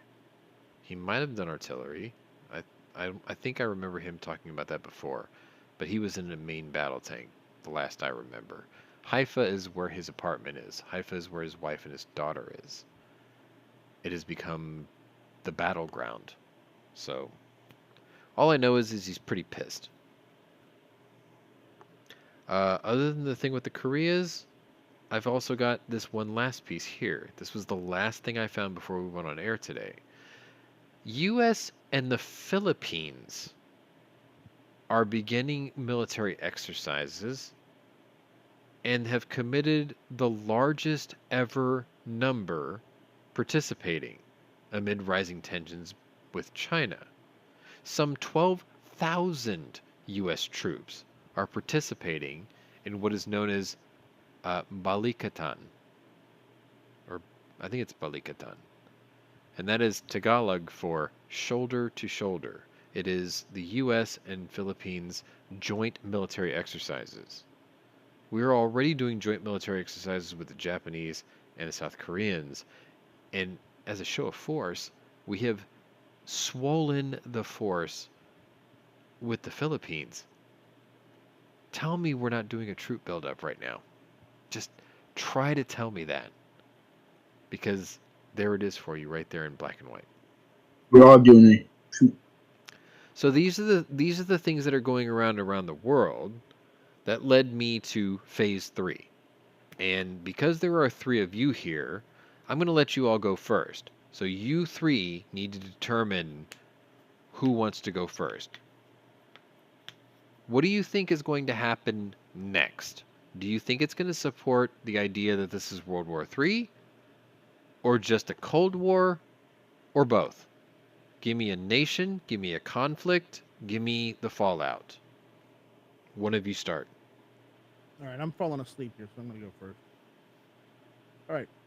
Uh, looking back at what happened this week, okay, with Finland, right? Mm-hmm. Okay. Norway was already part of NATO. That means that at the way north near Murmansk, Russia had to deal with a small NATO country bordered with their country. Okay. But now that Finland has joined NATO, that's basically blocked up that whole northern area. It's blocked the entire Kola Peninsula. Mm-hmm. Before, all they had to deal with was just, as I said, Norway, the border with Estonia and Latvia, and then Lithuania and Poland, basically blocking off Kaliningrad. Okay. That's the only territory they had with the bordering NATO countries. Now they have a huge NATO border all along their borders. So I'd say if my scenario is basically they're not going to leave Ukraine, but they may pull forces back to reinforce those areas that they have been neglecting for a long time, because now they're NATO borders. They're Article 5 borders. They're Article 5 borders. And so who's attacking who? I don't see it as an attack so much as a buildup of forces. Okay, that's fair enough. It doesn't have to be an attack. You're just saying that there's going to be a posturing of sorts. There's going to be a posturing, and I hate to say it, but I wouldn't be surprised if you saw the border of Finland and Russia. The borders get beefed up on the Russian side. Not so much to start another winter war, because Finland doesn't have a Simo Haya to fight the Red Army off, or the Russian Federation off this time, but the fact that they're now a NATO country, that makes them even that makes the Russians even more on alert. On alert, yes, but more antsy, more.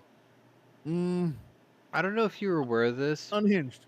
But more than 2 weeks ago, I think I might have mentioned it about 2 weeks ago, but I know it started even before that. Right. Finland had already approved and began. Now get this, because this is a problem in our country. They had approved a 930-mile stretch of border wall Mm-hmm. and minefields. Well, the How many minefields. times have I said that here? Yeah, yeah. The minefields, yes, but the border. No, they were building a wall too. Yeah, but the wall, the wall is just like we saw how well that worked for France, right? Well, the thing is I've seen how well it worked for Saudi Arabia with Iraq. Yeah. They built a wall and a minefield between Saudi Arabia and Iraq. It worked. Mhm. The fences aren't meant to keep people out. The fences were meant to funnel people towards the minefield because it was the path of least resistance, but it was also the path of greatest carnage and despair. So I mean, they've been doing this for a while. Right. But I And see what you're saying. They're accepted on paper now. So they're, now they're, you think that they're Russia is official. going to pull forces away from their offensives to stack up against Finland, who has been stacking up walls and mines. To basically beef up the areas which they've been neglecting because they hadn't needed to because they weren't NATO countries at that point. I don't disagree with you. However, does Russia have the resources left to be able to expend them in a non-combative front? Yes, they do. And follow me here for a second because they can always do what they've been doing. They could just institute another draft to put forces there. Sure. They don't necessarily have to put tanks, Right, because or it's an occupying force. or jeeps. It just has to be a force that sits there at the border doing nothing. So I agree with you. They could just go and just draft a whole bunch of more people that don't want to be in the army And just make them sit there. and just make them sit there. I completely agree. I completely agree with you because Can I add one what thing? you're suggesting is Are wall. they scared? Wait a minute. You can't piggyback off his thing. Yours has to be unique. That's why I'm going last. The idea that Finland is part of NATO now, the wall, the mines, and troops are simply exactly what you think the Russians are going to do in response. Just put people there and sit there and stare at each other and say, "Don't you cross. Don't you fucking cross here." I would agree with you. I think that's a Just look at great the map. idea. Now St. Petersburg and Murmansk are near NATO borders where they weren't before. Right, so now their defensive stance has to be more important to them. Exactly, because you got two Okay. big Russian cities that they care about. Yeah. So near you're saying NATO that's not a now. fight. You're saying It- phase 3 for this region is not a fight, it's a standoff. It's not a fight. It's basically a Mexican standoff. Yeah. Exactly. Okay. That's perfect. I'm totally okay with that. I'm glad you brought that up. That's fine. But I will allude to the fact that it may lead to a conflict. It could later escalate on into down the that. line. Yes. Okay. Jaime or Ross, what do you got? I'll go. So going off of the cold, are we in the Cold War or we're in World War III? You said. Well, it could be one, the other, or both, depending on what nation you decided is going to kick Oh, off okay. something. I am choosing Serbia Excellent. Okay, go on. Serbia. because in my thesis I talked about how Serbia was poking up its Russo connection with nationalism. Okay. That there's an ever-growing support for Russian support in Ukraine. In Okay. terms of like they're becoming more. In other words, if we're going to put it this way, they're joining the communist side. If you have to put it that way. And roll with me with this is because the former prime minister of Serbia was part of the Serbian nationalist group, which around this time, around early 2010, was at its lowest point. But now, with the ever-growing issue with Kosovo, which separated itself, I believe, in sometime in 99 or something. So I can't remember the top of my head, but Kosovo separated from Serbia, the whole Yugoslavia issue. And Serbia is having this idealistic moment of like, we need to reunify Yugoslavia. Okay, Kosovo. but Can okay, I make so can I make an observation here? The leaders of Yugoslavia were the Serbians. Just FYI. No, I know. One would, well, okay, no. For And the he's most The right. part, yeah. military dictator of that conflict was Slobodan Milosevic, which was a Serbian, yes. Okay, The victims no, of that most there's no of picking the off thing. leaders in charge of the party also. Okay, were- anyway, let me of finish my point. Serbia, but the thing is Bosnia was on the defensive, Herzegovina was on the defensive, Croatia was on the defensive. It was 4 different sects. Let's talk about sects, baby. Let's talk about Milosevic and me. Let's talk about all the good things, all the bad things that may be. It's all cliche. The point is, Wait, though, is he's can I picking finish? that region. What I want to know, though, I haven't finished yet. is it battle or is it I haven't stagnation? finished yet. Go. Hello? Can you hear me? Hear me? Yeah. Oh, I haven't finished yet. I think it's gonna be a stalemate because we're gonna try to retake Kosovo, and erase Serbia is gonna go into the support of the Russians. That'll be a new front that'd be a new support front for Russia. But they would have Serbia. to do this on their own. No, Serbia is going to attack it in Kosovo and reoccupy it. Right, but they're doing this solo. Because they're doing it solo, but they're already giving support. Already pretty much they're giving their support in terms of like, yeah, we're pro-Russian over here. We're gonna do our own thing, take over Kosovo, Mhm. and then look at the other regions that they need to reoccupy. Okay. I'm trying Because to wrap my head around they're it because that's a big movement for such a small nation. Yeah, Serbia. Well, look at it this way: Serbia needs to take over Kosovo. Then they need to take over Montenegro, Bosnia and Herzegovina, and then they have to retake Croatia and Slovenia in order to reunify Yugoslavia. I don't think that's going to happen. yeah, but they're not. Croatia take was Croatia. historically pro-Russian, and recently they're not. They're sort of like, nah. Minus No their thanks. minus their leader. Well, no, I mean, like, their stance right now is kind of just niet, right? Like, they don't want a part of this. They're kind of happy where they are. They were runners-up in World Cup, for God's sakes. They're just like, niet. They don't want any part of this. That's why they haven't been making a lot of stink in the media. Well, anyways, I was trying to say that it's probably be a stalemate there. They're probably gonna take Montenegro. Okay, so you're saying that Serbia would go and try to start re-annexing parts of the old Yugoslavia, right? That is a solo operation, I guess, as a display of force and willingness to course. sort of get back into the block. Yes. But you're saying that offensive push would fail because it would end in a They're stalemate. gonna take Kosovo. Right, They're but gonna you would take say it Kosovo. would fail because it's ultimately it's gonna fail because they're gonna run out of beans, bullets, and antibiotics because they're having to do this all alone.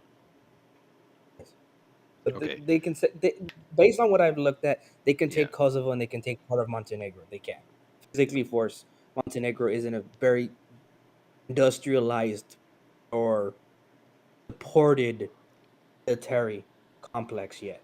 Okay. So What I'm just trying to do is I'm trying to visualize the region, right?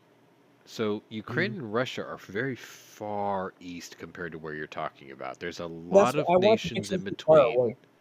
And I just want to be too far away.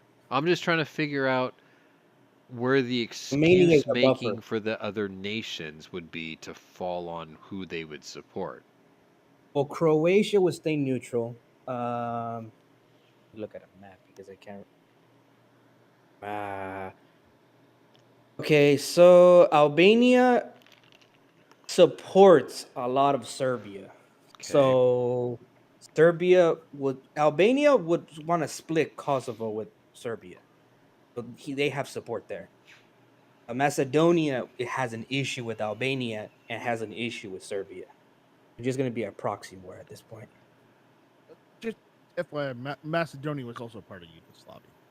No, I know. I know that. I just didn't want to. We are short amount of time, and I can't go into a dark Toro Oh, I'm not thesis gonna here. cut you off or anything. I was trying to get through my stories Well, of the week, my in the thing time. is, I don't want to go too deep because I can, and there's a lot of information I have to give you, and I don't know how much I have time with, and especially you have You have time as gap. much time as you need. It's just I, the whole point of this exercise was, do you think that there's going to be an action somewhere not Ukraine and Russia that would force the world to choose sides that would really push the world into a Cold War or a World War or both?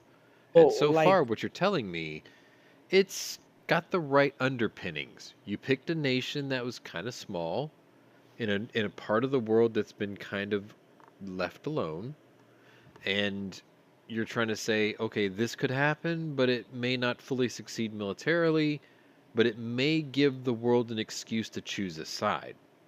yes, it will. I So mean, Russia would side with the aggressor, where the rest of the world would side with the defender. But would that be yeah. enough to kick off hostilities, or would you consider that just an escalation of a new Cold War? Me, I mean, in my humble opinion is that there's wars that have been literally brought up from significant countries. I It's mean, literally. Absolutely. But what I'm asking you is this enough to force the world to choose a side and kick off a world war? Or is this enough for people to choose a side and perpetuate a second Cold War? And if you think Well, about that, if they were to do that, then the buffer states would be places like Moldova and Romania and Hungary. And that would um, be more of the same that sort of already happened, right? oh yeah, it's. I mean, it's gonna keep being the same. The thing is, I don't think the Cold War ever ended. I mean, authors like Nazori, Wolf, Craig, and Turner brought up the point in their own literature. They were mentioning that the Cold War never ended. We just didn't. We just thought that when the Soviet Union collapsed, the Cold War ended. It never really ended. We still kept doing product R&D development of weapons to make sure the Russians don't get ahead of us. I think the Cold War didn't end on paper simply because the Russian bear didn't die. It just went into hibernation. No, I don't And think the now Cold you War ended. have Vladimir Putin trying to kick that No. bear awake again. Oh no, I feel Then I like if could you ever, fully agree with what you're saying. I don't feel like the Russian bear even went to sleep. I think it was the fact that Oh, it just got did. no. Well, It did because Putin wasn't up in power during until Yeltsin. no, well, up until I would really want to say after up until 2008 is when he fell asleep. No, no, no, no. Oh, no. No, no, no, Yes. no, no, no. Far from it. No, the Oh, bear was euthanized at the collapse of the Soviet Union. It was well, no, no, neutered. no. It was Well, no, neutered during Boris Yeltsin. no.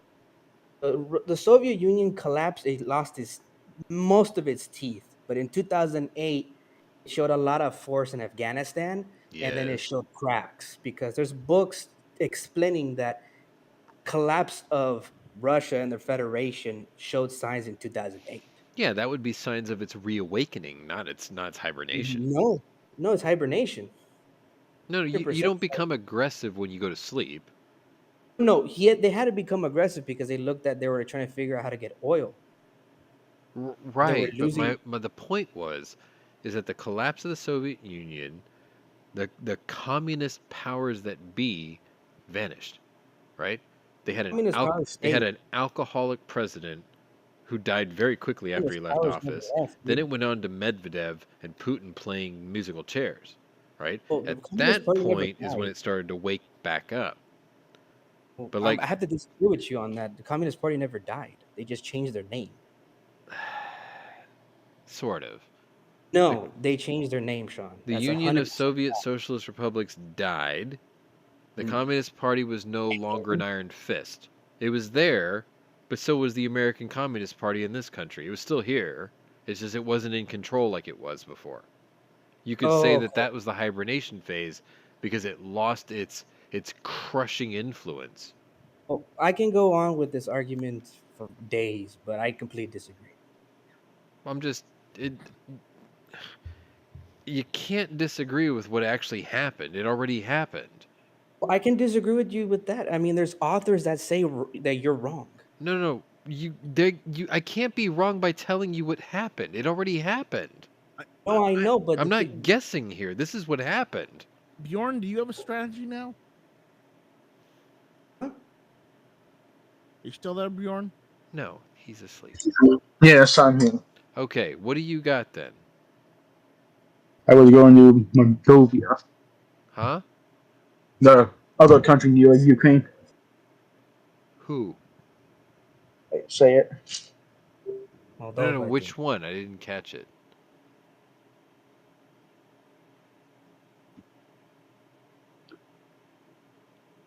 Come on. Moldova. Isn't that how you say it? Moldova. Yeah. What happens in Moldova? I think. Well, I think. I think they're gonna. Well, I think they join you. Try to help Ukraine. I think. They already have. Yeah. So, okay. Moldova has a region known as Transnistria. Yeah. Transnistria is an incredibly pro-Russian region of Moldova. Yeah. A lot of them are probably like, "Hey, Russia, you're our bro. Please don't kill us. Maybe Russia, like, we love you. Please don't break our China. Don't break our China. We can't afford to replace the plates." That's that's that's what I feel like Transnistria is, because at the end of the day, you've got you've got this region that can't afford to survive. They're they're beyond pores. Okay? They let the Russians in to their country please don't because hurt me. they were like, "Please don't destroy our country. Just do whatever you got to do and get the hell out." The day that the Russians had stepped foot into Ukraine as a step-off point for their war, the Moldovan government instantly told the rest of the world and Ukraine, "Look, we didn't have a choice. We were strong-armed into this, but if you have refugees, we will gladly take you in under humanitarian aid, and we will accept you, and we have thousands of jobs, we have schools, we will help." Because that's all they can do. Because they can't afford to do anything else. They have no military. They have no GDP. They have nothing. They are a poor nation. They are the poorest nation in the region. So for them to help Ukraine, believe me, they've already done whatever they could. They can't do anymore. They can't afford it. Now, the only thing that they could do is send bodies. And if they were to send bodies to help Ukraine, they would be best served Or helping they, defend Odessa. or they probably, yeah, that's true. Because Odessa is not far from Moldova's southeastern border. Odessa is the final major port city in Ukraine and is the last port that Ukraine has for military aid should Turkey allow aid to come into the Black Sea. But they won't because they're dicks. So I know Odessa that. has to fend for itself. It's not a bad theory, but I think you took a really milquetoast safe play here. Well, I was going to do Sweden, but Well, Well- Sweden doesn't have a border with Russia, so they really shouldn't be they really shouldn't be threatened by Russia because Sweden has at least Finland as a buffer zone. Okay, I'm going to And- show you. I'm going to Sweden. show you how to do this properly, because I'm going last. Okay. It's your turn now. Yeah, I'm going last because I was really hoping you guys would do this, but I'm going to have to show you how I was hoping this was going to work. Phase 3. Something happening somewhere else to help answer the question, is this World War III or Cold War? Palestine and Israel are currently at a breaking point yet again. They're always at a breaking point. Right. My doomsday scenario is that this breaking point has reached an official declaration of war, where Bibi Netanyahu is like, I am fucking sick of this shit. Enough.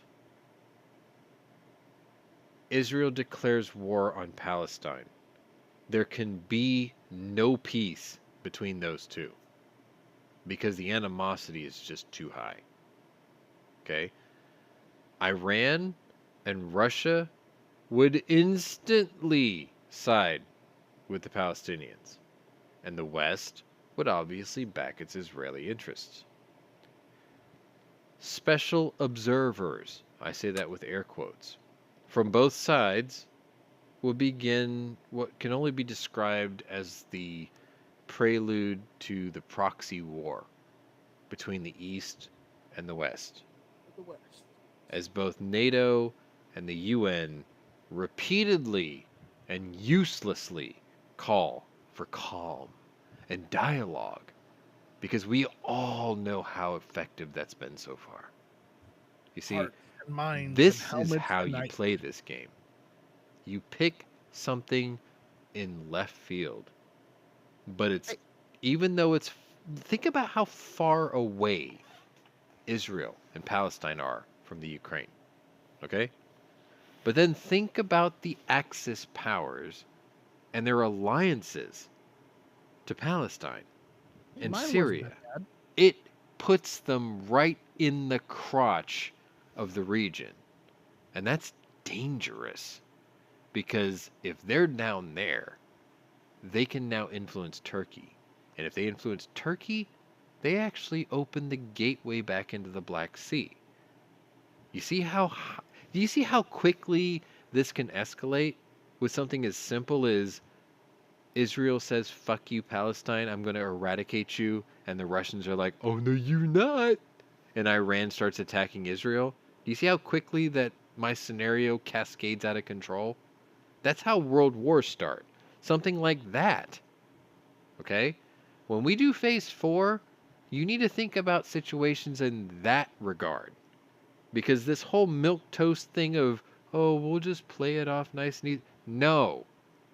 Because you have to think about the insanity of those that are going to do harm to others.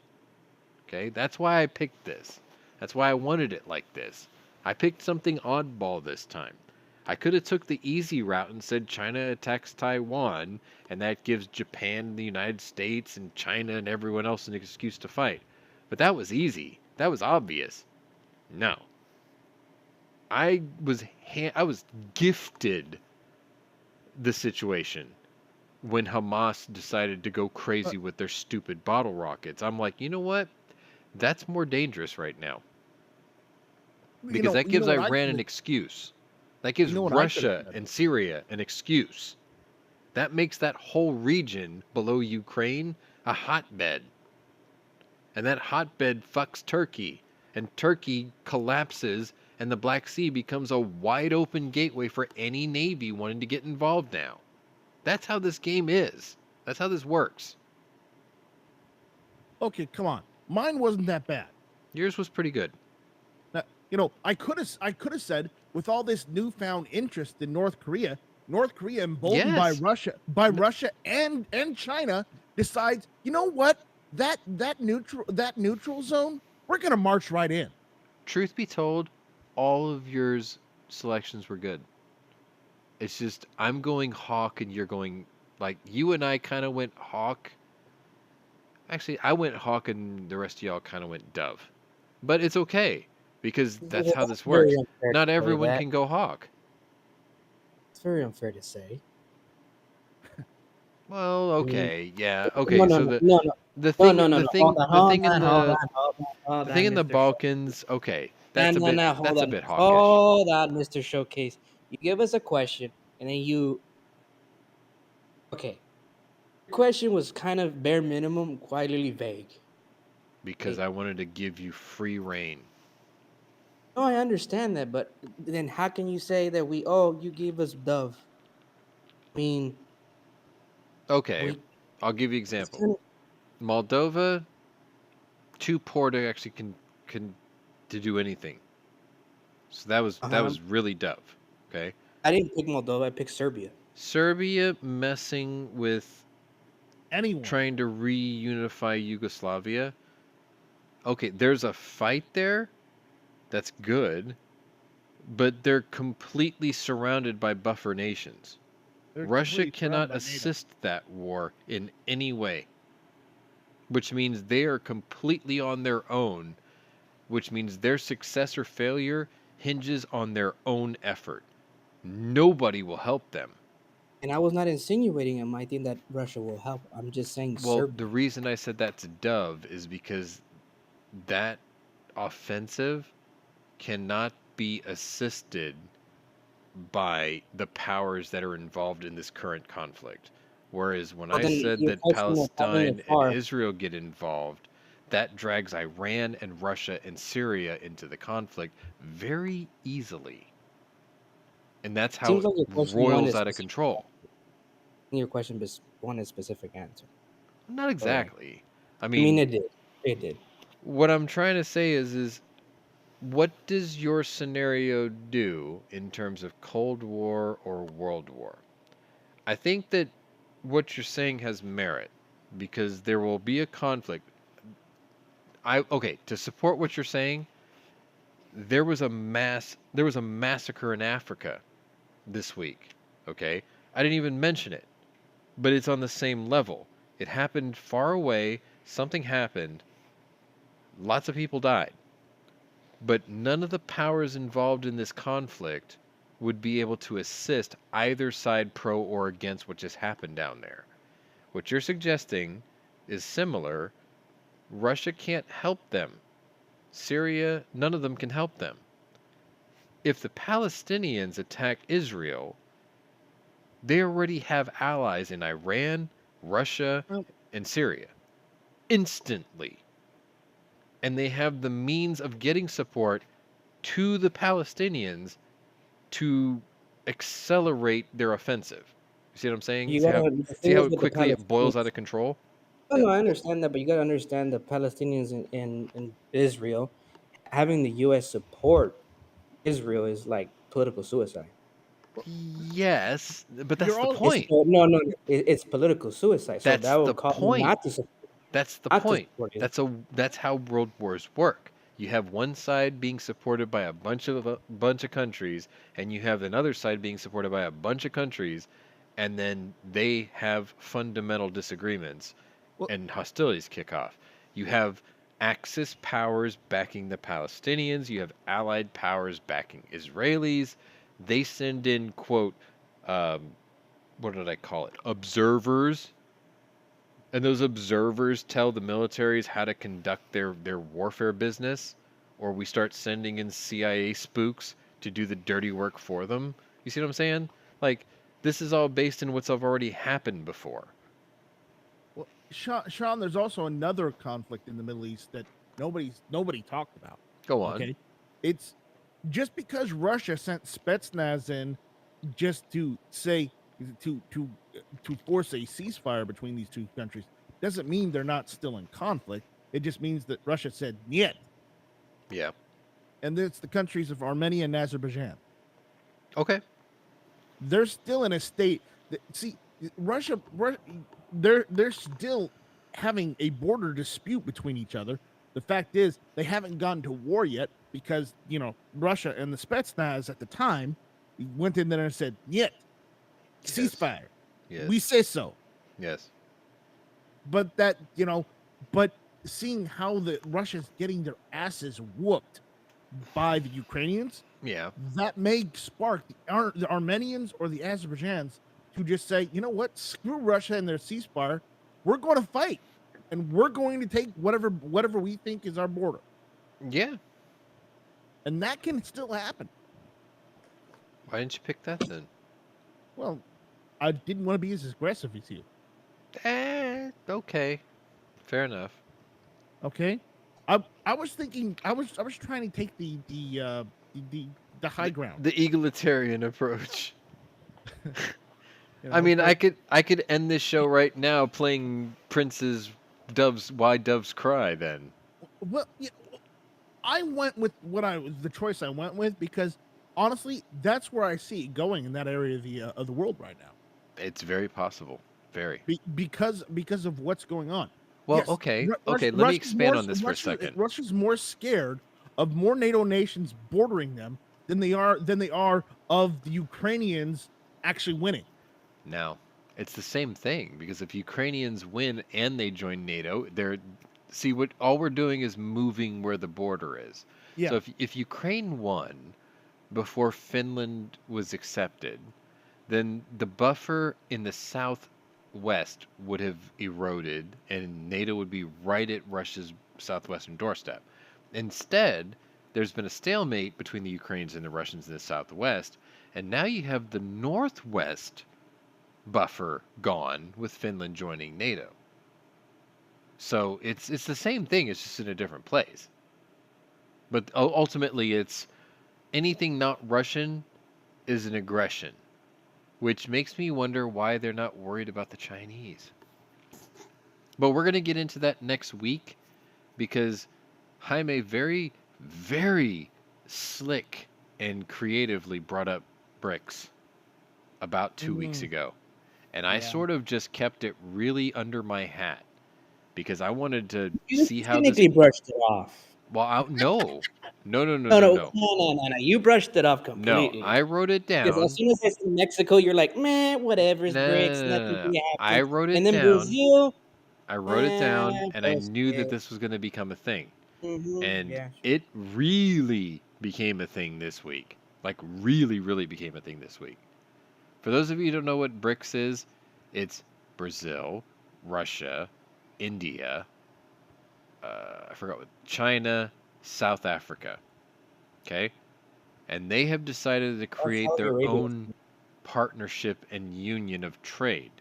And while that doesn't seem like a big deal, if you look at the map of the world of those nations, that controls every major turning point for maritime trade. Now you understand why it's such a big deal. Plus, they're trying to bring in Indonesia and Senegal, and I can't remember the name of the other country, but it goes right into the Persian Gulf. And it would block the Suez Canal because now Egypt is considering joining. They are accepting Qatar? applications to join BRICS. No, it's not Qatar. Anyway, we'll get into that next week for sure because I think that's going to become a major factor here very shortly because the word petrodollar is very quickly disappearing from international trade vernacular. There is a new thing called the petro yuan, and that should scare you because the US currency in this world trade is already eroded down to 59%, and the acceptance of a petro yuan will more than likely erode it even further, which means we are physically and geopolitically becoming less and less of a player.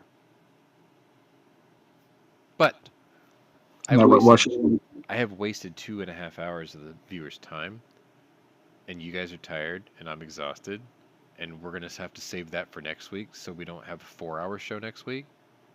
So I'm going to play this. We're gonna have a 4-hour show next week. No. Probably God, not. no. We probably. Anyway, I want to thank you all the panelists for putting up with my bullshit and providing very good scenarios this week. I'm not discounting anything you guys brought up. I think that's all great stuff. This was our, the our War scenarios Room. are dope, guys. This Our was day scenarios are dope. 408. We're going to try really hard to come back exactly a week from today instead of 2 weeks from today. If you're new to my channel, welcome, but if you're a regular here, welcome back. Either way, check out my other playlist and see if my other interests may be of interest to you. I apologize for this week's Penny Arcade. It wasn't one of my best moments, but we got through it anyway. Anyway, we will see you all next week. Slava Ukraini! Heroям слава. And we will see you next week.